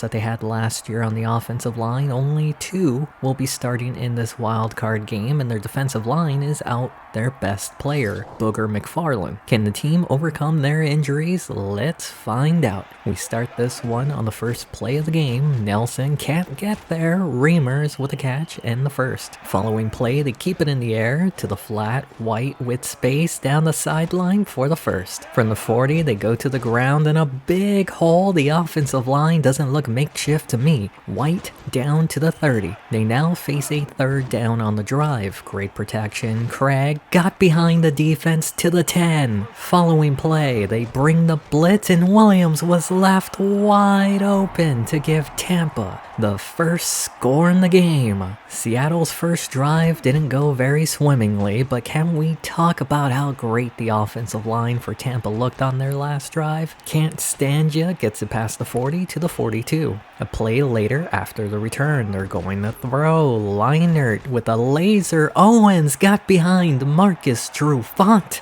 I think those 2 combined are 70 years old, and Tampa Bay is now up 14-0. We now skip to the final seconds of the first quarter. Seattle unable to get anything going. Costanza on the return gets a block down the sideline, outruns everyone. What the heck is going on out there? They're now up 21-0. We're barely in the second quarter, and Seattle is already down 3 scores. Hubbard with a first on 3rd. They face another 3rd down. Gavin Dickey is picked off by Holmes. Orale Holmes inside the 20, 10. They're now up 28-0. Where was this team all year long? There's still plenty of time, but Seattle needs to hurry. Dickey, Clark caught at the 45. A play later, high snap. It's a designed quarterback run. Spin move. Has the first, runs over a defender. What are they feeding this man? Following play, 3-man rush. All the time to find White underneath and gets the first. Just outside the red zone, they bring the blitz. He takes off with it, gets the first inside the 10. A play later, at the 2-minute warning, pitch, Bush hit hard behind the line. They do rush back to the line, 3rd and goal, and almost picked off by Holmes. Not risking it, they'll kick the field goal, and it's now 28-3.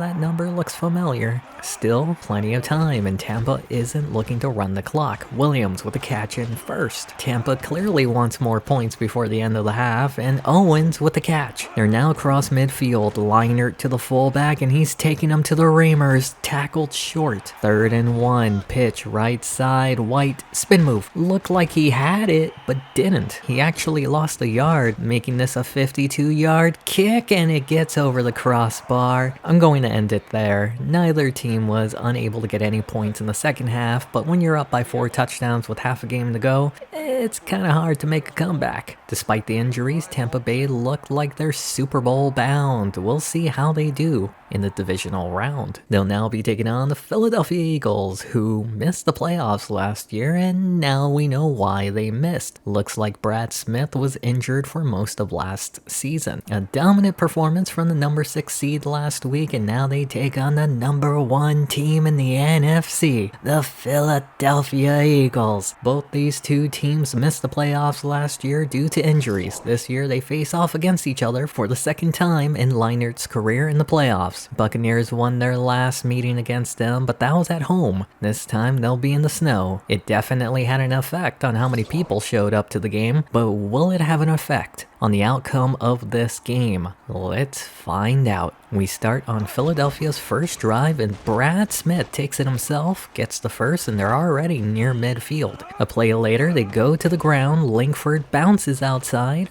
gain of 7 on the play. 3rd and 3, they go back to Langford left side and somehow avoids the tackle. First down. A play later, the pocket is collapsing. Smith underneath Sanders, gain of 6 on the play. Buccaneers overload the right side, and that's where they run it. Langford tackled for a big loss. Instead of a 40-something yard field goal, it's a 55-yarder, and it doinks off the crossbar, and it's good. We skip to the start of the second quarter. Philadelphia has it again. Langford with a catch, gain of 6. Following play, empty back set. Smith throws a wobbler but gets the first. They're now near midfield. They bring the blitz, almost gets there. Reggie Williams with a catch. Sets up a 3rd and 5. Smith, running out of time, finds his rookie tight end Sidney for the first. They face another 3rd down, needing 13. They set up a screen for an easier kick. David Green Akers made 1 from 55, this from 46, and it's wide left. No good. For as explosive as Tampa was last week, nothing so far, but Leinart finds Craig for a big play. We're now at the 2-minute warning. Pressure in his face and gets it to Castle. They're right on the 20. White picks up the blitz. Leinart has Castle again. A play later, they bring the blitz. Leinart had Williams last week for the first score, and he has him this week to take the lead 7-3.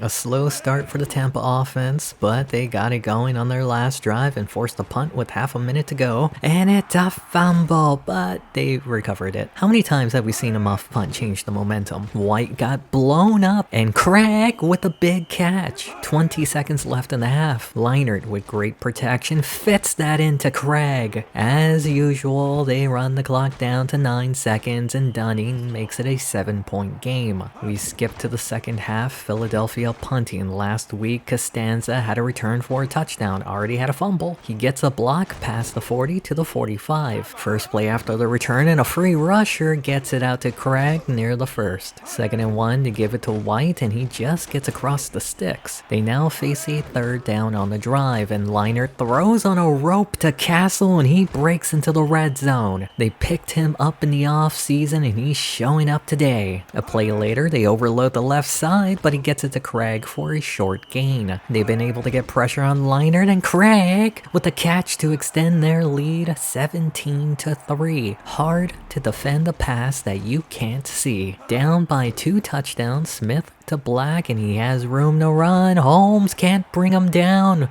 Dorian McCulloch with a touchdown saving tackle. From the 6-yard line, Smith to the end zone, almost picked off by Holmes. 2nd and goal, playing it safe, keeping it on the ground, and Langford gets in to cut the lead back down to 7. All Philly needs to do is make a stop, and they almost had a sack and an interception, but PI on the defense. After the penalty, they continue the throw. Leinart pumps, steps up, loses the ball, but they recovered it. Following the fumble, they'll continue the throw. Leinart down the middle, Castle across midfield. Did I mention this guy's pretty good? The following play, another throw, and how did he not get sacked? Craig with the first. Pressure has been getting there, but they can't close. Leinart Williams, truck alert, has the first inside the 10.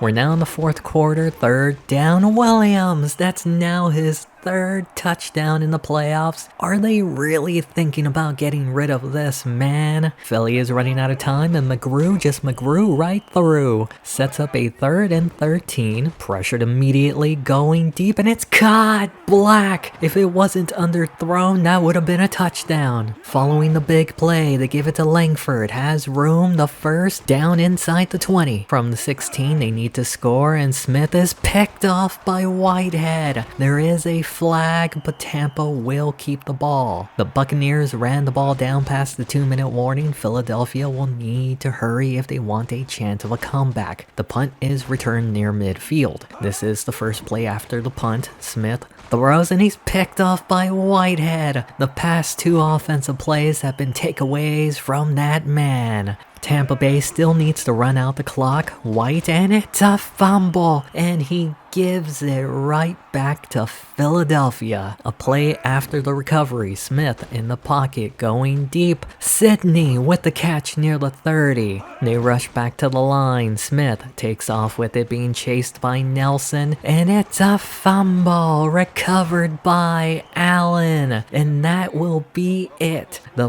Buccaneers, for the 2nd consecutive meeting in the divisional round, have beaten the Philadelphia Eagles and will once again be 1 game away from the Super Bowl to try and return for the 2nd time in 3 seasons. Good news for the Buccaneers, Aaron Brandt is now available to play, but not at 100%. He's currently penciled in to take over at right guard, while Larson will be moved to left guard. This could go terrible, but we're desperate. And the NFC Conference Championship game will be in Atlanta, against the team that stole the division from them, the Falcons. 2 top 10 offenses will be facing off today, and they're both within the same division, the NFC South. Atlanta pulled off a string of wins to finish 9-7, and they continue their hot streak into the playoffs. They're now 1 game away against the number 6 defense, Tampa Bay, who melted down after an injury to their best lineman, Aaron Brandt. But he'll be suiting up and starting today. They also have the number 2 offense, and they'll be facing the 2nd worst defense in the NFL. The unstoppable force versus the very movable object. Who wins today? Let's find out. We start this one on Atlanta's first drive of the game. Jed Forever Young has Jefferson at midfield. The following play, they keep it in the air. Young throws, caught by Rasby. This is the 3rd play on the drive. Young, Jefferson loops around, and he points to the sky as he gives Atlanta the first score in the game. The Falcons have the ball back. Young over the middle, and it falls into the hands of McCulloch. He may be near the end of his career, but he's still making plays. It didn't help that Carlton couldn't hold on to the pass, and now Tampa Bay has a short field to work with. A play after the turnover, Leinart quickly to Craig for the first. Following play, Leinart drops back in the pocket, plenty of time, has White at the 10. A play later, they give it to White, and he goes in untouched to tie the game up at 7. How do the Falcons respond after their last drive ended in an interception? They go back to Carlton, and he holds on. We're now in the 2nd quarter, same drive, 3rd down, Young to Rasby for the first. They face another 3rd down just outside the red zone, and the pass is incomplete. That brings out Feely for a 39-yard kick to reclaim the lead, 10-7. There's still 3 minutes left in the game, 3rd down for Tampa Bay, and Leinart has Reamers down near the 45. Following play, they go back to the air. Leinart has Craig open for the first. They're now in Atlanta territory. They bring the blitz, and it gets there. It looks like they were trying to overwhelm Brandt, and it worked.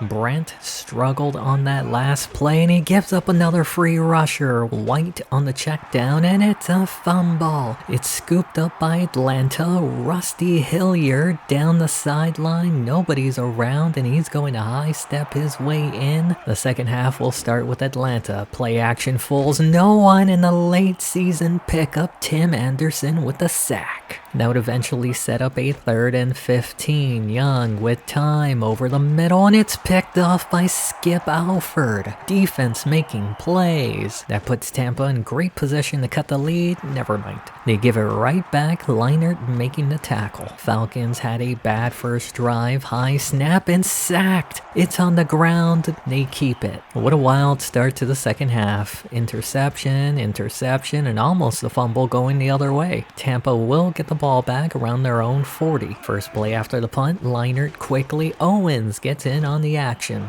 They're back in Atlanta territory. Leinart with time, throws. Williams with a catch inside the red zone.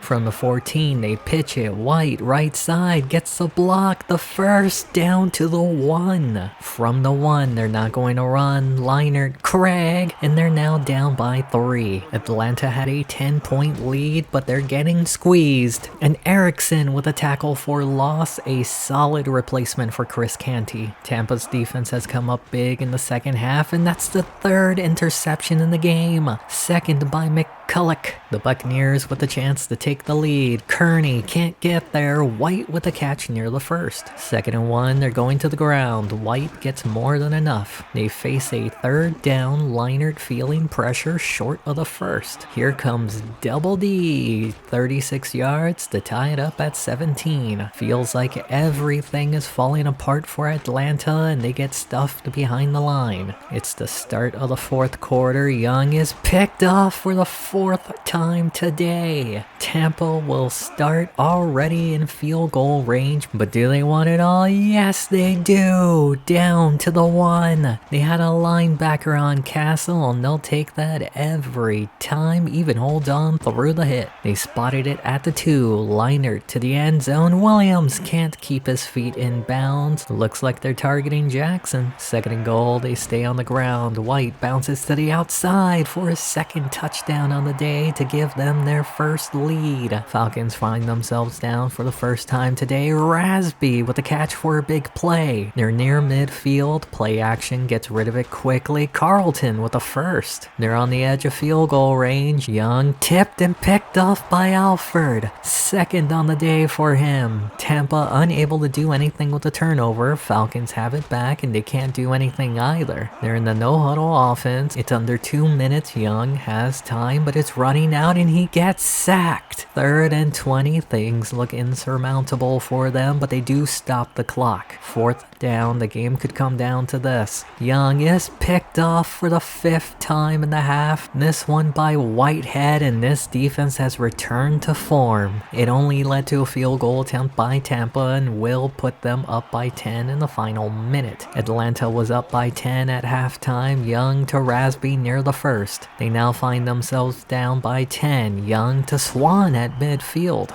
But anything can happen. A touchdown, field goal, and they get into field goal range on that pass. Now all they gotta do is clock the ball, send out the kicker, cut the score down to 7, and kick the onside kick, but the clock is ticking. Tick, tick, tick, tick, tick, tick. It's a fake spike. Young is picked off for the 7th time today. The man thought he was Dan Marino. That means the Buccaneers, who were down 17-7 at halftime, will move on to the Super Bowl after forcing 6 interceptions and scoring 20 unanswered points in the second half. It looks like Tampa Bay remembered that they were the baddest on the planet. Good news for Tampa Bay. Brant will be 100% for the Super Bowl, which will be against the Manhattan Wasps. And on paper, they don't look like they should be in the Super Bowl. It'll also be a revenge game for Casey Studdard, who is starting, which means Daniel Little will be the only player not starting from the last time these 5 were in the Super Bowl. Side note, Junior Taylor is on this team. We passed on him for Castle this past free agency. Could be a mini revenge game for him. This meltdown will go in the history books as the one that didn't quite melt everything down. Hanging on by a thread going into the playoffs, the Tampa Bay Buccaneers have rallied hard in these past 3 playoff games, winning each of them by 2 scores or more. They take on the Manhattan Wasps, who were previously the Pittsburgh Steelers. They're a scrappy team that managed to reach the peak. The Super Bowl. They are the underdogs going into this game. Which one of these teams has one more win in them? Let's get it on. We start this one on Tampa's first drive of the game. Leinart to Craig across midfield. Following play, pitch right side. White has nothing but room. Spin move and gets the first. A play later, they go back to White, squeezes through, shakes off a tackle, Malu can't bring him down, and Tampa scores the first points in the Super Bowl. We skip to the final seconds of the first quarter, Dustin Long going long to Will Peoples for the first. This is the first play of the second quarter, hand up the middle, gain of 5. Second down, they go back to hand, gets a block, tackled short. 3rd and 1, third straight run, and hand easily gets the first. They now face a third down on the drive. Long has Junior Taylor inside the 10. After 2 negative runs, third down, Long is almost picked off by Hill. They'll take the points, 28 yards, and it's good by Reed to make it 7-3. Tampa hasn't done much since their first drive. White on the pitch, gain of 4 on the carry. 3rd and 5, they're going to throw. Owens with the catch in first. They're now in the final 2 minutes of the half. Leinart avoids the sack. Craig in Manhattan territory. The following play, they keep it in the air. Leinart going deep. Owens comes down with it. The Chad, showing why he's the Chad. Owens is not a big guy compared to Cromartie, and he mosses him. The Tampa defense did force Manhattan to go 3 and out with plenty of time left. They'll have just over a minute. First play after the punt, Leinart in the pocket to the sideline. Williams with the catch. Following play in the pocket down the middle, Owens with the big play. There's still plenty of time. Play action, Leinart to Castle, tackled short of the sticks. 2nd and inches, they're not going to run. Leinart to his tight end, Brown down the sideline but doesn't go out. They run the clock down to 9 seconds, kick the field goal to go into the half up 17-3. Tampa does start the second half with the ball, a chance to double dip. Williams with a catch and gets the first to the 30. Following play, they go to the ground. White finds room, tackled short of the sticks. 2nd and inches, they're going to throw. Leinart with time has Williams across midfield to the 35. They now face their second third down on the drive. Leinart underneath to Craig has the first, powering into the red zone. A play later, they stick to the air. Leinart to Brown down the sideline and gets the first. Inside the 10, they bring the blitz and Brown is wide open to extend their lead 24-3. Feels like the game is over for the Wasps, but they're not giving up yet. Pete Thomas with the play. Manhattan faces another third down and Long is picked off by Hill. They would get the ball back. Long off his back foot. Taylor with the first on third. A play later from the shotgun, Long down the middle. Thomas powers across midfield. This could be the final play of the quarter. Long's pass connects with Thomas. Alford brings him down. We're now in the fourth quarter, third down. Long, Taylor, and it might not be the revenge game he wanted, but he scores the first touchdown for Manhattan. The game's not over. Down by 2 touchdowns with 4 minutes to go, and Owens is all by himself. He's outrunning everyone. Did I say 2? They're back up by 3 touchdowns. What a game from the Chad. Down by 21, 4 minutes to go. Long to Peoples for the first. We all know the game's not over, and he's sacked by James. That sets up a 2nd and Long goes long to Peoples for another first. They face another third down on the drive. Long throws and knocked away. The odds are against them, but if they get it here, it's not over, and it's not over yet. They face another third down, Long, deep. Thomas with the catch at the 10. There's 2 minutes left in the Super Bowl. To the end zone, Taylor comes down with his second touchdown in the game. Down by 2 touchdowns, 2 minutes to go. It gets a bounce and Tampa comes up with it. Brown with the recovery. They could still get the ball back with a stop here. 3rd and 11, White with the carry. Where's the defense? Spin move and that'll be it. They gave up a first, third and Canty for him, and it was worth it. And for the second time in 3 seasons, the Tampa Bay Buccaneers will win the Super Bowl. This defense might be the baddest on the planet, but this offense put in the work, scoring 3 touchdowns in every playoff game. They said they wanted a dynasty. They're one step closer after this win. I am going to skip the Pro Bowl since the season is already long enough. I do want to point out that he finished 4th for best quarterback, but 1st for the NFC best quarterback. Also, Triple B wasn't even in the running for best coach.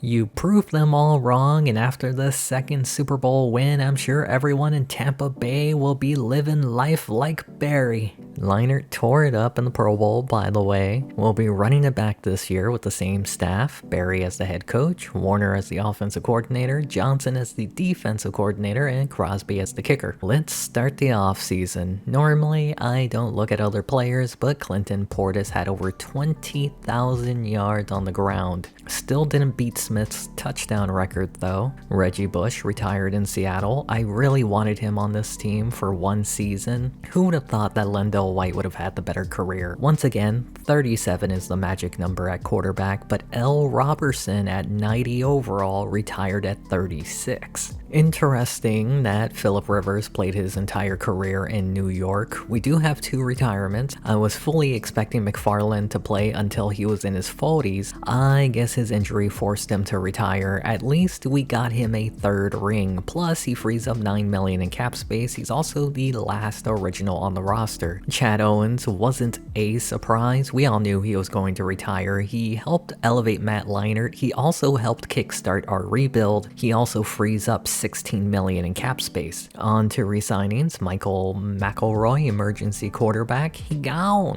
Ross Hudson, emergency running back, he gone. Joey Thompson, he's now the 3rd receiver. His production is easily replaceable. He gone. Corey Costanza, unfortunately, returners don't improve unless they see the field as a returner, and he hardly saw the field. He gone. Landon Milton, starting left tackle, had a down year this past season, but he's coming back. Ron Thompson, starting center, he's been so good, especially this past year. He's coming back. Shelton Larson, backup right guard, disappointed that after giving up only 1 sack, he didn't improve into the 70s. He gone. Lionel Flowers, he was a cheap signing. He gone. Tim Anderson, I appreciate what he did when McFarland went down, but he gone. Jorge Wood is holding out at middle linebacker. Normally, this would be a no-brainer, but considering he just got a new contract last year and he wants a 33% increase in pay, his chances of staying on the team going into next season drastically went down.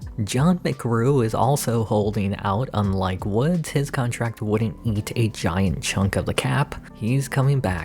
OJ Barnett, emergency cornerback, he gone. Skip Alfred is the final holdout. He's been a nice surprise at free safety. He's not costing that much, but his new contract will be more expensive. He's still coming back. Ted Whitehead, failed free safety turned strong safety, has ended up saving his career. He's coming back. I don't want to do this, but we're bringing back Wood with this ridiculous contract. Moving on to the NFL draft, we don't have a 1st or 3rd because of the Lendell White trade. With the 2nd round pick, we selected a pretty solid defensive tackle who will start this year. The rest of the draft was not that great. Off to free agency, I wanted a wide receiver, but I wanted a long-term receiver. Both Clark and Fisher were over 30. Steven Vickers did catch my eye. He's under 30 with good hands. Both Craig and Castle regressed, not the most intimidating receiving group. We did end up signing Vickers to 5 years. Matt Leinart is still elite, but he's got 2 years left, 3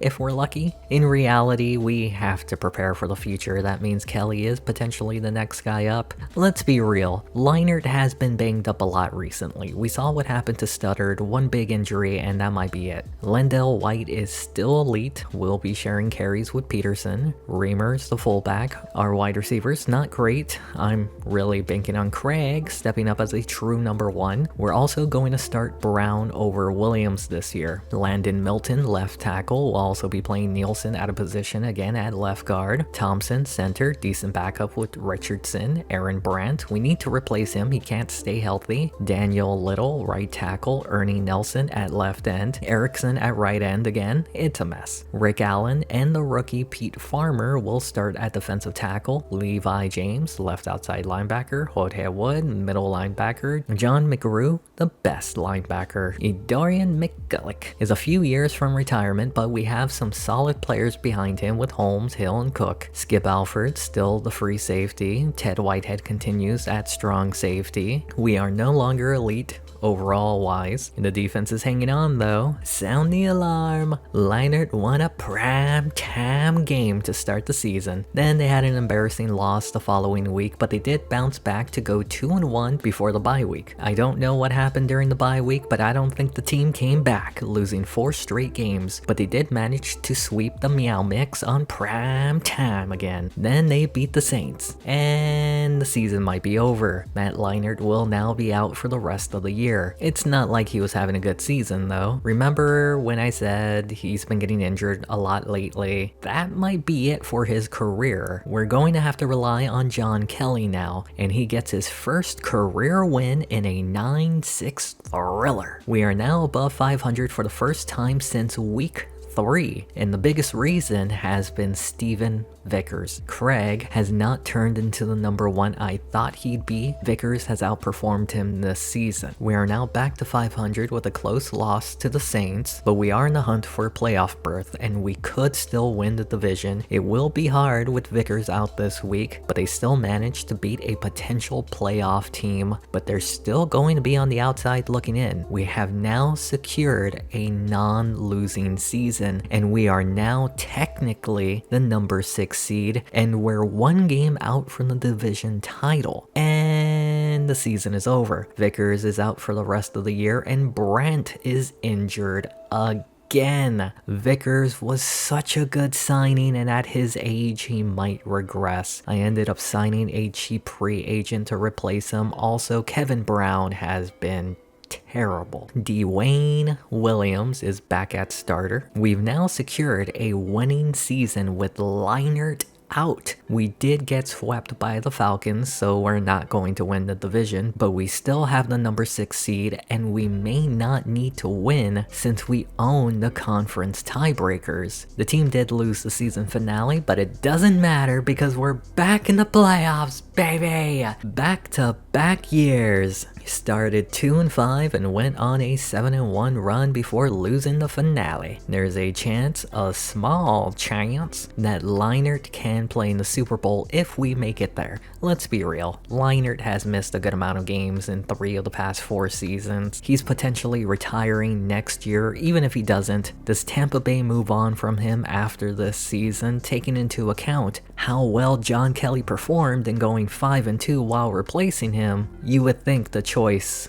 is to move on from Leinart. Lendell White did get over 1,000 yards on the ground this season. Craig barely outperformed Vickers even with him missing 5 games this year. Williams doing as well as Brown in 2 games is ridiculous. Brandt is elite when he's healthy, but he's now a liability. Nielsen also took a step back. John McGrew with his 3rd straight 100 tackle season. Jorge Wood with his 2nd straight hundo. Ernie Nelson tied on the team with 10 sacks. Rick Allen was a surprise performer. Sacks were not the defense's strong point this year. DYN-CHISE missed a few games and still managed 11 interceptions. He had more than everyone else on the team, but he didn't have more than Scott Starks, who broke the regular season record. Drew Dunning didn't have as impressive of a season kicking. I don't blame the offense for relying on the ground game this year, but the defense was the definition of bend but don't break. Triple B worked his magic this year. One of his best players on both the offense and defense retired. lost his elite quarterback, started 2-5, and still managed a winning season through injuries and a playoff berth. He's legit. And their first playoff game will be a rematch against their division rival, the Atlanta Falcons. Third time's a charm. The Buccaneers have yet to beat the Falcons this season, but they managed to make their way into the playoffs. Tampa is stumbling, but Atlanta is rumbling with the #1 offense and the #3 defense. It doesn't bode well for the Bucs, who are out Matt Leinart. Chad Owens retired and Aaron Brandt is constantly injured. Their secondary is still intact, but McCaughlin is playing injured. Will the Falcons put a target on him? Let's find out. We start this one on the Falcons' opening drive. Nelson with pressure, Warren with the catch in first. Following play, Jed Forever Young steps up, a wobbler, and caught past midfield. From the 44, Young has all day in the pocket, finds Jefferson for the first. Now, it was the first time they targeted McCaughlin. They go back that way, spin move. Jefferson fights his way in for the first score in the game to give Atlanta the lead. Buccaneers don't have Leinart. It's all about Kelly. He's going deep, caught by Craig near the 35. They're going to try and keep the pressure on the defense. Kelly to Williams in the flat, tackled at the 30. Second down, Kelly, quick draw past Castle, past the sticks. No Leinart, no problem. They can still move the ball. White doesn't wait for his blocks. A play later, 3rd and 4, White powers through inside the 10. From the 9, White is open in the flat, but pressure forces the error. Does Leinart make that mistake? Falcons take over at the 20. Play action, Young all day to throw. Finds Warren on the play. We're now in the second quarter, same drive. Young, Jefferson got behind McCaughlin, who makes the tackle. They're now at the Tampa 20. They hand it off. Summers with room, tackled at the sticks. 3rd and 1, Young steps to his right, throws, touchdown Atlanta. Raspy working his way through the zone to find the hole. Less than a minute left in the half. Tampa's ball, Williams with a catch in first. Down by 2 touchdowns, 41 seconds left. Kelly fits it into Castle. They rush back to the line. 3-man rush. Kelly going to the sideline. Dropped by Craig. 22 seconds left. Kelly quickly to Craig inside the red zone. And like usual, they run it down to 9 seconds and kick the field goal to end the half. Tampa will start the second half with the ball. Kelly to Craig underneath and gets tackled near the sticks. A play later, pitch right side. White met at the sticks and gets the first. They face another 3rd down on the drive. Kelly running out of time. Down the middle, Williams with a catch. A play later, counter, White up the middle for a gain of 7. Following play, back to White, tripped at the line. They're going to bring out Dunning, 55 yards. Does he have the leg? No, he doesn't. That gives Atlanta a short field to work with. Summers to midfield. Following play, they go back to Summers, finds room for the first. On the new set of downs, Young throws. Jefferson has outplayed McCaughlin today. At some point, you have to give McCaughlin some help in coverage. Young back to Jefferson for the first. They now face a 3rd down on the drive, and pressure almost gets there. Incomplete. Jay Feely comes out to kick a 33-yard field goal to make it a 2-touchdown game again. Tampa is running out of time. Kelly in the pocket, throws, has Craig short. The following play to keep it in the air. Kelly throws, and he's picked off for the 2nd time today by Perkins. Atlanta, again, short field to work with. Summers on the carry, gain of 5 on the run. A play later, 3rd down, Young, great protection, has Raspy for the first. On the new set of downs, Young pumps and he gets chased down by Rick Allen. We're now at the start of the 4th quarter. Play action and somehow gets that to Williams. 3rd and 4, Tampa is desperate to make the stop and Hill knocks it away. Defense isn't breaking in this half. That brings out Feely for a 47-yard field goal, and it's good, and they're now up by 17. Just over 4 minutes remain in the game. Kelly to White in the flat, short of the first. 3rd and inches, they're going to throw. Kelly has Castle, avoids a tackle. He's not the fastest, he's not the quickest, but he's got heart. That puts them in the red zone, and they give it to White. Gain of 3 on the carry, but DYN-CHISE, their tight end, is injured. A play later, 3rd down, Kelly to the end zone. Craig holds on and cuts the deficit down to 10. It's not over yet. We have not seen a successful onside kick in this video, but that changes now. Tampa recovers. Are they going to keep the game alive. Kelly to the sideline. Brown can't stay in bounds.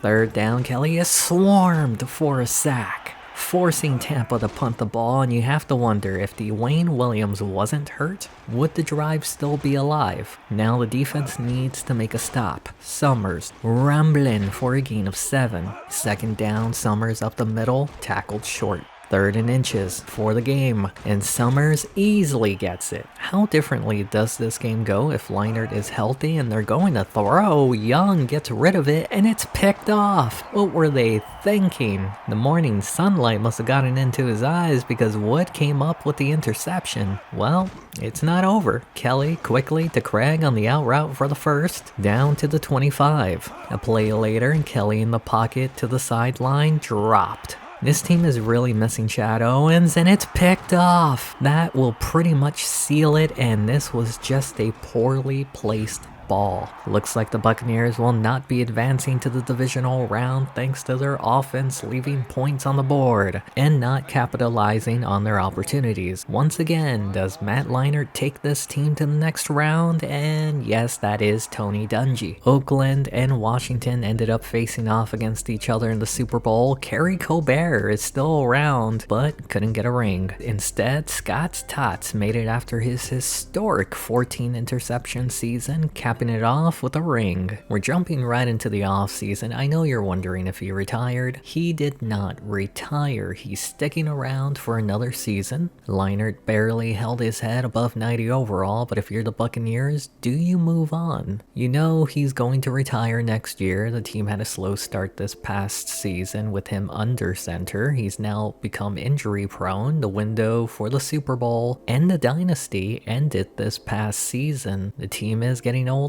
It's time to move on. Out of all the teams that made the playoffs last year, which one of them is a quarterback away? My pick is San Diego Superchargers. They went 9-7 with Phillip O'Who. A year ago, they went 13-3 and 1 game away from the Super Bowl with Michael Vick. Vick ended up retiring after that season. O'Neal kept the team above 500, but Leinart might get them back to the AFC Championship game. I took over the Chargers and traded their first, second, and third round pick for him. I did leave the Buccaneers with $250 million in debt. I gave them 2 Super Bowls. Call it even. The fans did not love Leinart or the Bucs when he first arrived, but look at those Twin Peaks. The 2 Super Bowl wins. It is interesting that even in this game, attendance didn't hit below 50%. The expectations were not terrible. Support was much worse. As you can see, making the playoffs gets you a lot of money. Mo Lewis is putting up his career on the line with Matt Leinart. Curtis Martin is their offensive coordinator. The Love Boat is their defensive coordinator, and Sweatman is their special teams coordinator. Let's start the offseason. Kerry Colbert, or Colbert, I really don't know how to pronounce that last name, or his first name, retired after failing to win the Super Bowl. Over 15,000 yards receiving. That would have put him 4th all-time, 6th for most receiving touchdowns. Matt Gruty Good. Oh, remember him. A 5th round pick who ended up having a decent career for the spot that he was selected. Casey Studdard also retired 2 years ago. He was a 91 overall. Shows you how quick regression can happen in this game. The Chargers had a lot of retirements. Most of them were depth players.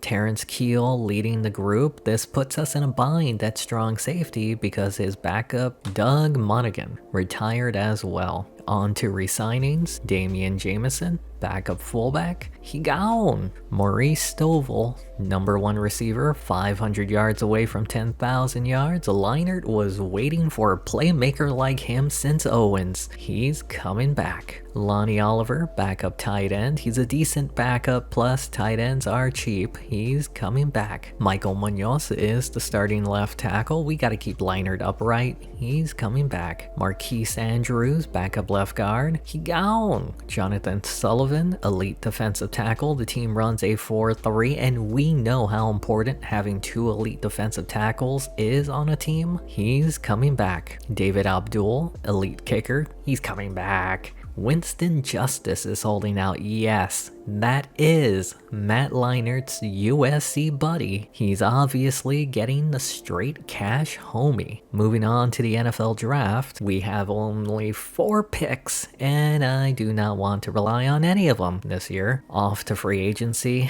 I was interested in Tyrell, Rashad at corner, middle linebacker JJ Valentine, and another corner in Sean Bonner. I hardly know her. I signed all 3 players, and we still have $20 million in cap. Now, we only have 1 running back, and he's in the low 70s. There's not a lot of good running backs. So I put up our 2nd round pick on the trade block, and the only offer was Thurman Peterson. He's not a bad player, but he's old, he's tired, and he works with children. We're making a trade for him. The team also had Fred Tillman, and he's not the same guy he was when he was with Tampa. He's being paid like he is, and I released him. Then I decided for one last time to reunite Mike Williams with Matt Leinart, gave up a 1st for him. Philip O'Neill had a big improvement from the prior year, but Matt Leinart is still elite. They gave up a 1st, 2nd, and 3rd for him. He's starting. We'll see if it's worth the price. His throwing power isn't what it used to be, and he could get injured at any point in the season. They also gave up a 2nd round pick for Thurman Peterson. He was supposed to be Anthony Davis's replacement, but injury set him back in Tampa. Maybe the San Diego Sun is what he needs. The team does use their fullback. Expect Green to be a big part of the ground game. San Diego's top 3 receivers are all over the age of 33. Stovall was their number 1 until they traded their 1st round pick for Mike Williams. He'll now be reunited with Steve Smith and their former USC quarterback, Matt Leinart. Mercedes Lewis, the ageless one. Michael Munoz is probably in his final year in the NFL. Tony Sears is one of their lowest rated linemen. Dominique Wynn, another former alumni of USC at center. Ethan Jordan, their youngest starting lineman. Winston Justice, their best lineman, and the 5th and final USC alumni that was in the national championship game with Leinart. Carlton Neal is the left end with a decent backup in Mathis. Hodges the right end. Both starters are 37. Jonathan Sullivan is also 37, with Otis Randall being 30. James Brady is the left outside linebacker. Anthony Eden and JJ Valentine are both elite at middle linebacker. Valentine will play out of position, mainly because both outside linebackers are not in the 80s. Lots of good corners. Both Rashad and Bonner were free agent pickups that will play the boundary. Kendall will be the nickel. DeAngelis will play at free safety. Sean Taylor will move over to strong safety for the season. He'll still be elite since we don't have a player ready to contribute at that spot. Player turned coaches tend to have a default scheme. Since it is the final season, I want to see how it plays out with the setup. First and foremost, this team is significantly worse than the Tampa team from a year ago, but any given Sunday, we gave up 2 firsts, 2 seconds, and a 3rd for a 6-3 season opener win. San Diego might have buyer's remorse about Matt Leinart now. To add to the pain, Otis Randall will be out for 3 weeks. They followed up that win with an embarrassing loss to Denver. Leinart did play better, but he did miss a few plays, but they did turn it around against the Raiders. Matt Leinart with his best game of the year, and that's not saying much, but they continue to stack another win against the 49ers, and it looks like Matt Leinart got his mojo back. After the first 4 weeks of the year, the Chargers team is number 1 on offense and defense, and they won a prime-time game against the Denver Broncos. Leinart missed a few plays the last time they faced off, happened again in the rematch. The Chargers have now swept the Oakland Raiders, but for the 2nd consecutive week, Leinart got banged up, but Ricky Smith might be pretty good. The following week, they shut out the Kansas City Chiefs, and for the 3rd straight week, Leinart got banged up. Is he pushing his luck? This defense is legit. 14 points allowed in 3 weeks. Leinart also played this game from beginning to end, but a big injury, Michael Munoz, will now be out for 8 weeks. I signed the best offensive free agent to fill in. This might be Aaron Brandt all over again because they barely beat the 1-7 Rams. Leinart played really well and didn't get injured, which is good. They've now won 8 straight games with this win against the Chiefs. Matt Leinart is having one of his best seasons to date. They're currently the number 2 offense, the number 1 defense, and they got bullied on prime time. Of course.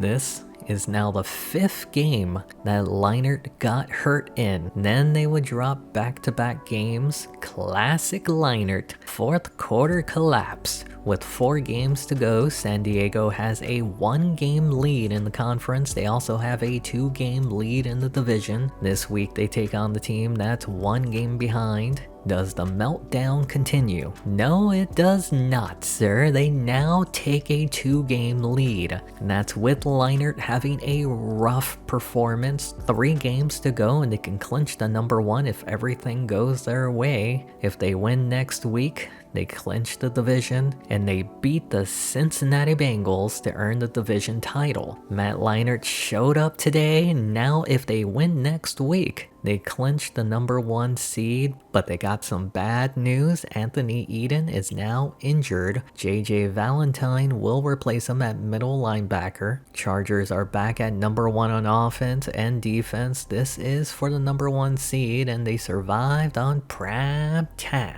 to give them the number 1. Leinart got banged up for the 6th time this season, but it wasn't serious. Unfortunately, Thurman Peterson is injured, but since the team already clinched the number 1 seed, they had already clinched the division well before, we're putting in all the backups for the final game of the year to avoid injuries. And the backups bullied the Wasps, who was the team that eliminated them in the AFC conference game 2 years ago. And if you were curious, the Buccaneers just missed the playoffs. Were they a quarterback away? Matt Leinart returned to form. He had his best season since his 2013 campaign and his 2nd best season in his career. It didn't get him the MVP as he finished 3rd in the AFC. He did get best quarterback in the AFC, 2nd best in the NFL, just behind Jed Forever Young. O'Neal might be a solid player once Leinart retires. Thurman Peterson ended up being worth the 2nd round pick they traded for him. Didn't get over 1,000 yards, but managed the Pro Bowl. Austin Jameson was a solid change of pace back. Russell Green, the fullback, did almost as well as Jameson. Maurice Stovall led the team in receiving yards, missed out on 1,000 yards from sitting the final week. Mike Williams led the team in receiving touchdowns. He also missed out on 1,000 yards from sitting the final week. Mercedes Lewis, the ageless one, had over 500 yards. Even with all the toys for Leinart to play, he's never had a tight end like him. Steve Smith managed to get over 10,000 yards in his career, meaning that all 3 starting receivers have had over 10,000 yards in their career. Thurman Peterson also had himself 400 yards in the air receiving. The offensive line was a mixed bag. Winston Justice was great. Dominic Wynn,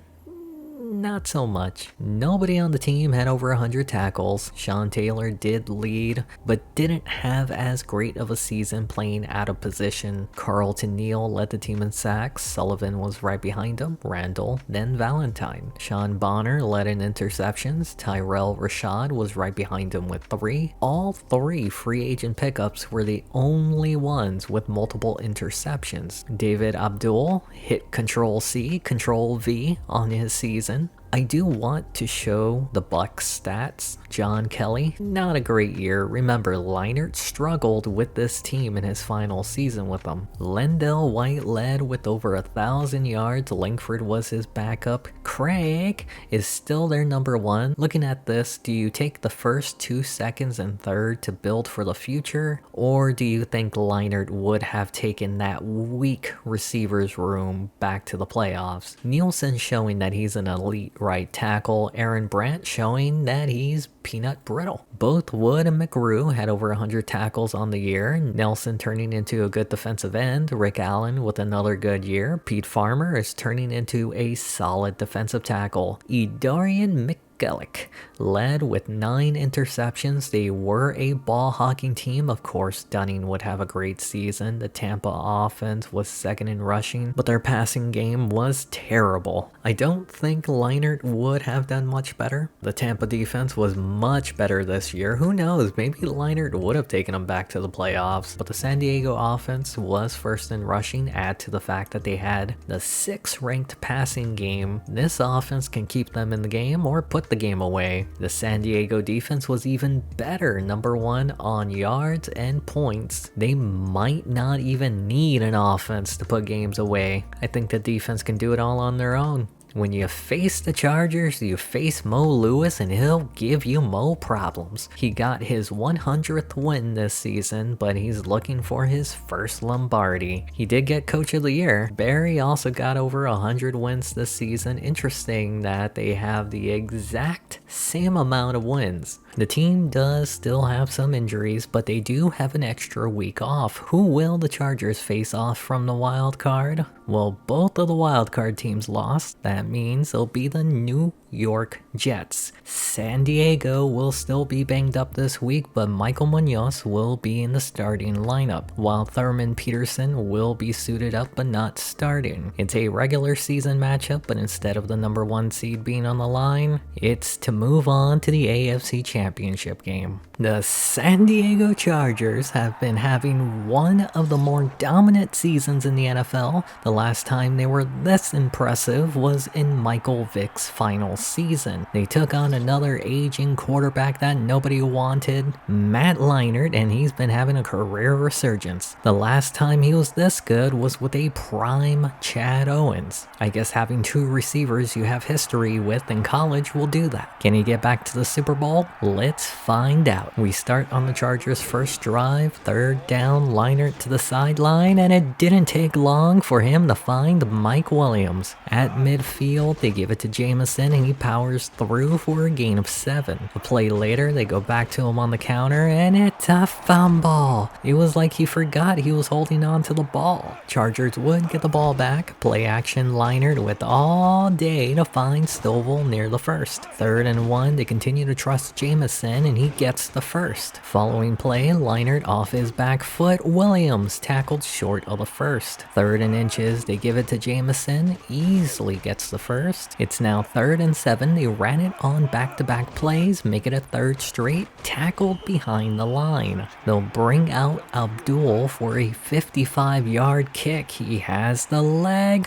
but not the accuracy. We skip to the second quarter, Jets ball still scoreless, Lewis running after the catch, gets the first. We're now at the 2-minute warning, Stewart feeling pressure and he's picked off by Bonner. I hardly know her, being chased from behind, but they're not going to get him, and just like that, the Chargers score first. Bonner was a free agent pickup for San Diego, 34 years old. This might be the new over-the-hill gang. Can Stewart shake off the interception? First play on the drive has Olsen in stride, past the first, out to the 45. Following play, Stewart in the pocket avoids the sack, steps up, and incomplete. Sorry, I just thought that was cool. It's now 3rd down on the drive. They bring a blitz. Stewart has Hubbard for a big play. The Jets are now in field goal range. Stewart short near the 25. They rush back to the line. Quick drop. Stewart incomplete. Jets will bring out their kicker, Johnson, 43 yards to cut the score down 7-3. We'll fast forward to the final 30 seconds of the first half. Chargers will be getting it back,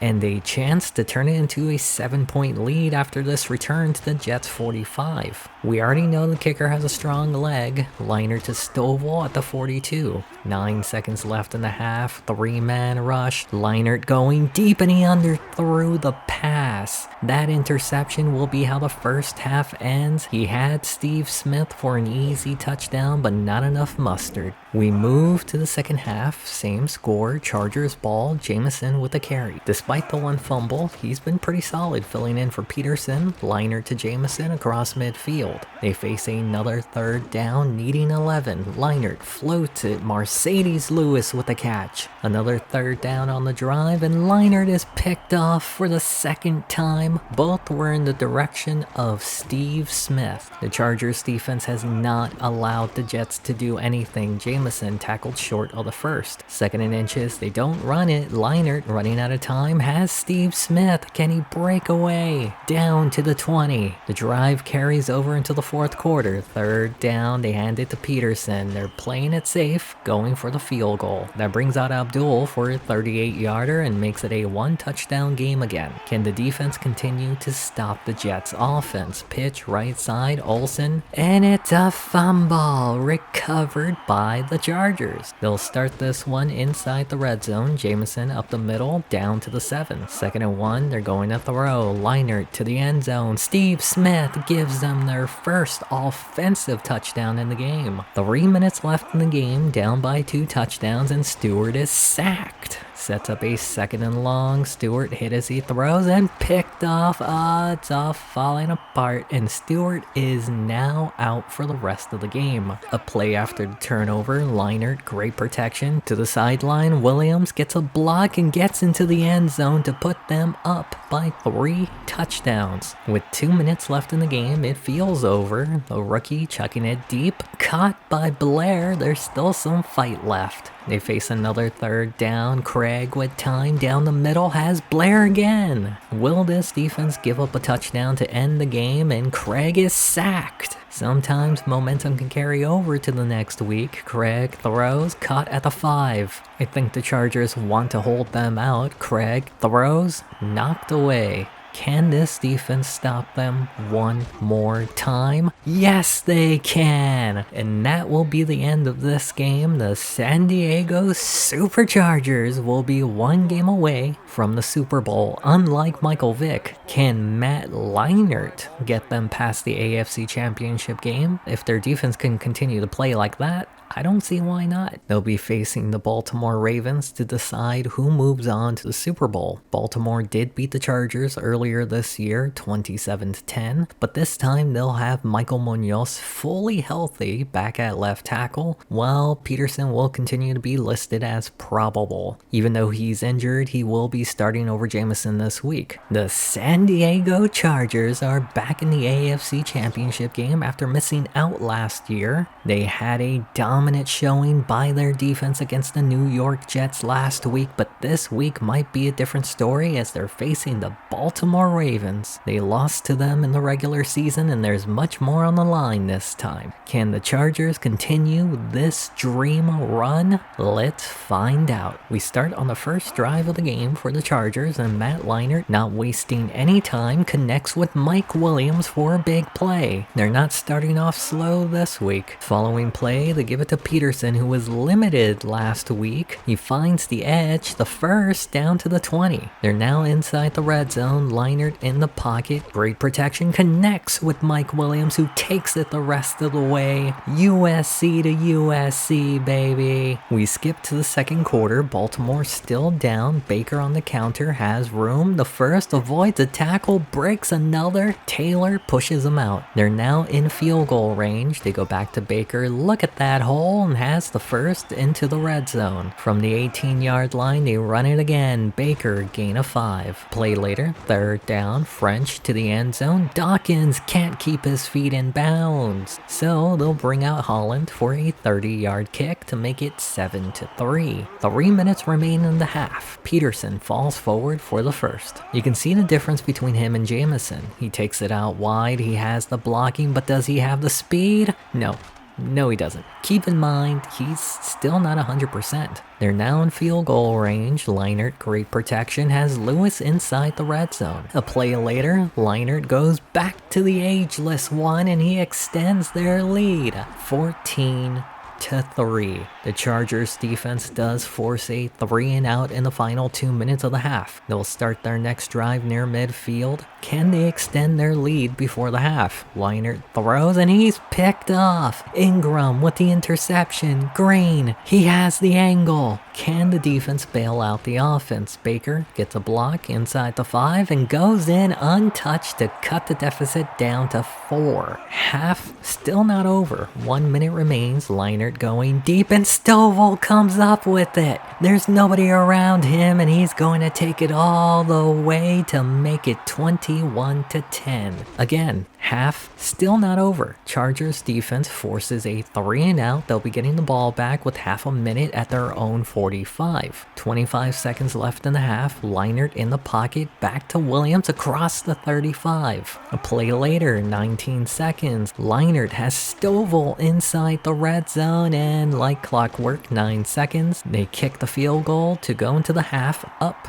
24-10. Chargers do start the second half with a chance to double dip, and a face mask gives them the first. Following the penalty, they're going to throw. Leinart steps up, has time, avoids the sack, and Steve Smith with the first across midfield. Leinart is a master of avoiding sacks, and he does it again. Stovall to the 30. They now face a third down. Leinart avoids the blitz and it falls incomplete. Chargers send out Abdul for a 47-yard kick, and they're now up 27-10. We skip to the end of the third quarter. Chargers punting from the back of their own end zone. This will give Baltimore great field position past the 40 to the 30. A chance to cut the lead down to 10. Baker untouched up the middle, past the first, inside the 10. Drive continues into the fourth. They set up a screen and it's a fumble. San Diego recovers. The defense does it again. Last time they had to punt from inside their own end zone. This time Leinart has Mike Williams, and he was one tackle away from taking it all the way. USC to USC, baby. Following play, Baltimore brings a blitz. Leinart gets rid of it. Steve Smith breaking away to the 25. USC to USC, baby.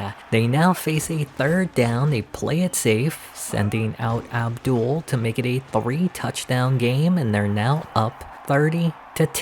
It's never over till it's over. French throws. Dawkins with a catch at midfield. They face another third down. French off balance. Andrews with room to the 30. Just under 2 minutes left in the game. French to the sideline. Green pushed out. Sets up their third down on the drive, and it's picked off by Bonner. I hardly know her. The game isn't entirely over. It's over, but it's not over. Baltimore will get the ball back with a minute to go, and it's a fumble. San Diego recovers. Now it's over. San Diego spent over $65 million in cap this year, gave up 2 firsts, 2 seconds, and a third, and everyone in this organization will say it will be worth it if they can pull off one more win, because they're back in the Super Bowl, baby, in which they'll be facing the New York Giants in that game. They no longer have Phillip Rivers on the team, but who knows, he might come out of retirement. But they do have Jamarcus Russell. They also have the 6th USC player from Leinart's collegiate career in the Super Bowl with the Duke of Earl. And yes, Thurman Peterson will be fully healthy for the Super Bowl. Chargers, Giants, what are the odds this is how the video ends? The dream has come true, and for the third time, and potentially final time, Matt Leinart returns to the Super Bowl. He was traded for during the offseason from Tampa Bay after they chose to build for the future. But the Chargers are going all in on this year. He's been healthy for the most part, putting up one of his best seasons in his career, and it's like he's back at USC with all of his fellow alumni around. His team will be taking on the New York Giants, and Leinart can be the first player ever to beat both New York teams in the Super Bowl. Can he make history? Let's get it on. We start on the first drive of the game. Brian with the carry and fights to make third down easier. Chargers struggled against the run last week, but they're going to throw. Harris comes down with it in triple coverage. Following the big play, they go back to the ground. Brian, gain of 7 on the play. A play later, third down, pitch. Brian fighting, but can't get the first. They bring out their kicker, Kosenko, 53 yards, and he has the leg, and it's good for the first points in the Super Bowl. This is the first time the Chargers are down in the playoffs. Leinart avoids the sack, Stovall with the first. The following play, Giants bring a corner blitz, Leinart gets rid of it, Stovall makes another play. A play later, they go to the ground, Peterson, spin move, gets the first. That puts them inside the red zone, Leinart throws, caught by Williams. 2nd and 2, they'll continue to throw, Leinart to the flat, Peterson with the first. From the 5-yard line, they bring the blitz to the end zone. Steve Smith gives the Chargers the lead. USC to USC, baby. This is looking like it's gonna be a good one. Tucker with the catch, the first, add on 5 more for the face mask. Drive continues into the second quarter. 3rd down, Freeman has Bowman across midfield. Following play, they keep it in the air. Freeman back to Bowman, short. A play later, 3rd down, they hand it to Bryan, finds room for the first and more. They face another 3rd down. Freeman has Young into the red zone. From the 16-yard line, Freeman running out of time, throws, Harris loops around to the 10. From the 9, another 3rd down, Freeman is picked off by Rashad. Bryan doesn't have the angle. Another off-season acquisition that has been making plays all throughout the playoffs. Chargers extend their lead 14-3. Rashad, Bonner, Williams, Peterson, and Leinart all have been making impact plays during this run. We skip to the final 2 minutes of the half. Chargers punting it away, still up by 11, and they shank this kick. Giants will be starting already in field goal range. Freeman goes to Bowman, tackled at the 20. They'll now face a 3rd down, and the Chargers bring the heat. Incomplete.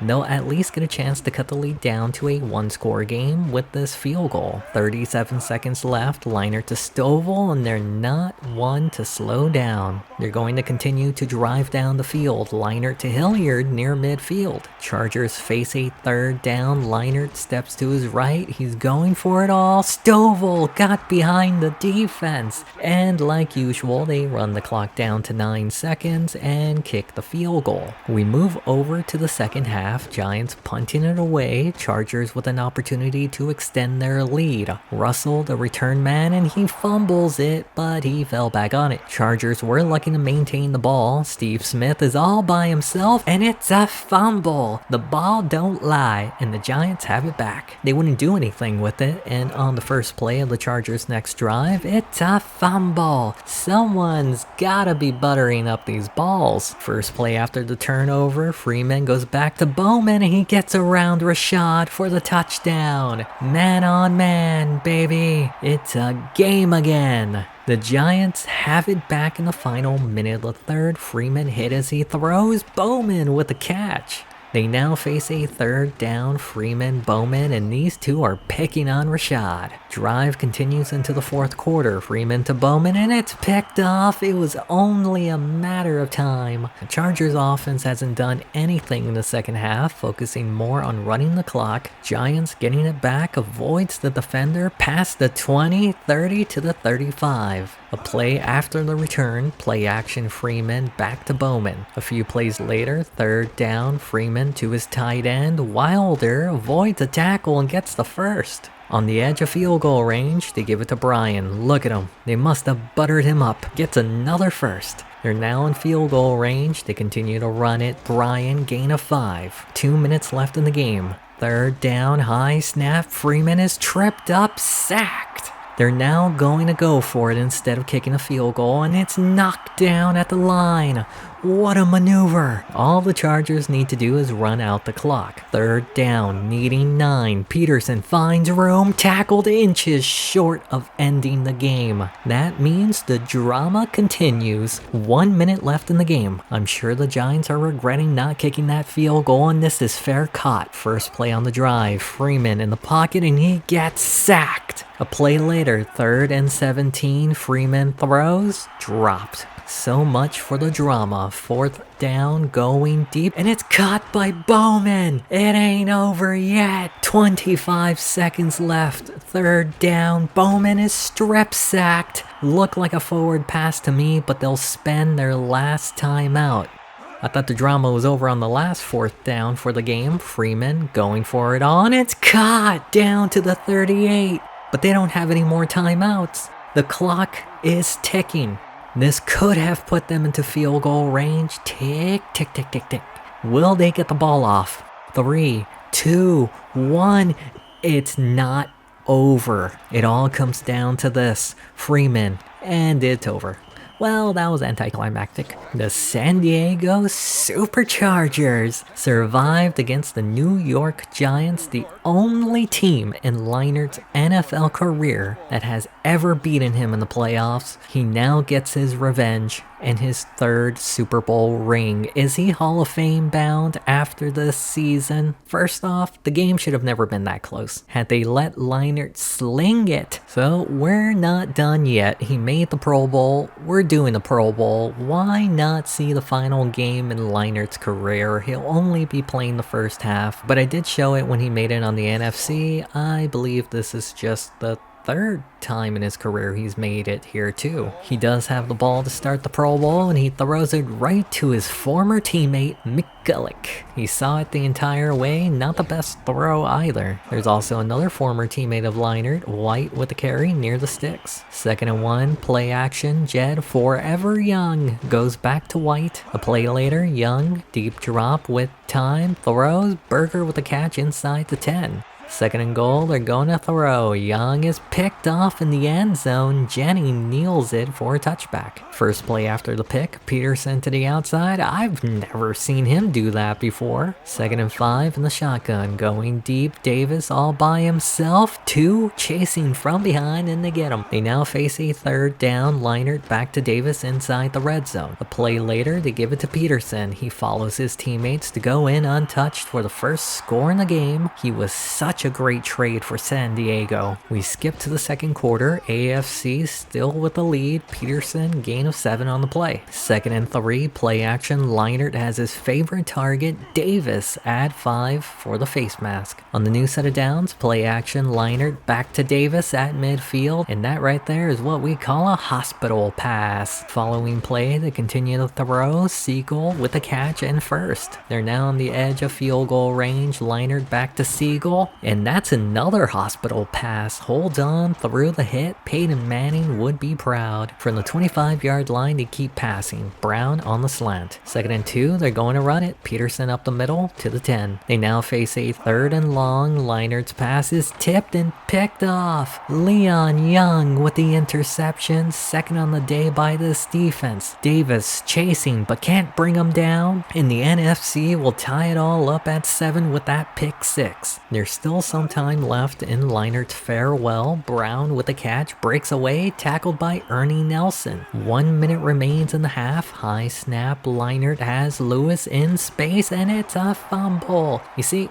this is how I imagine Leinart's last game going. The NFC will be taken over at midfield. Young, Berger past the first, rumbling to the 30. They now face a 3rd down, play action. Young knocked away. Another former Leinart teammate, Dunning, 46 yards to give them the lead at the half. We start the 2nd half with the AFC. French, Brooks for the first. Following play, they go to the ground. Brooks, left side, gain of 5. 2nd down from the shotgun. French throws. Osborne all by himself down to the 25. A play later, quick drop. French has Osborne short. That sets up a 3rd and 5. French running out of time, gets rid of it. Brooks with the first. AFC with a chance to take the lead here. French to Brown, short. They now face a 3rd down to the flat. Brooks tackled short. That long drive falls short, and Lopez ties it up at 10. We move to the final quarter, 3 minutes left. French has Lewis open across midfield. Following play, French feeling pressure, Lewis with a bobble and holds on. They're now in field goal range, but they're not going to run. French has his fullback. 90 seconds left, 3rd down. They'll just try to get the NFC to use all their timeouts. Lopez comes back out to give them the lead with 1 minute and 24 seconds left. The NFC hasn't done anything in this half. 3rd down, and Heath Miller is wide open for the first. They rush back to the line. McGuire has Freeborg for another first. After a spike, 48 seconds, they bring the blitz, and McGuire makes them pay. They face a 3rd down, 23 seconds, and the pass is knocked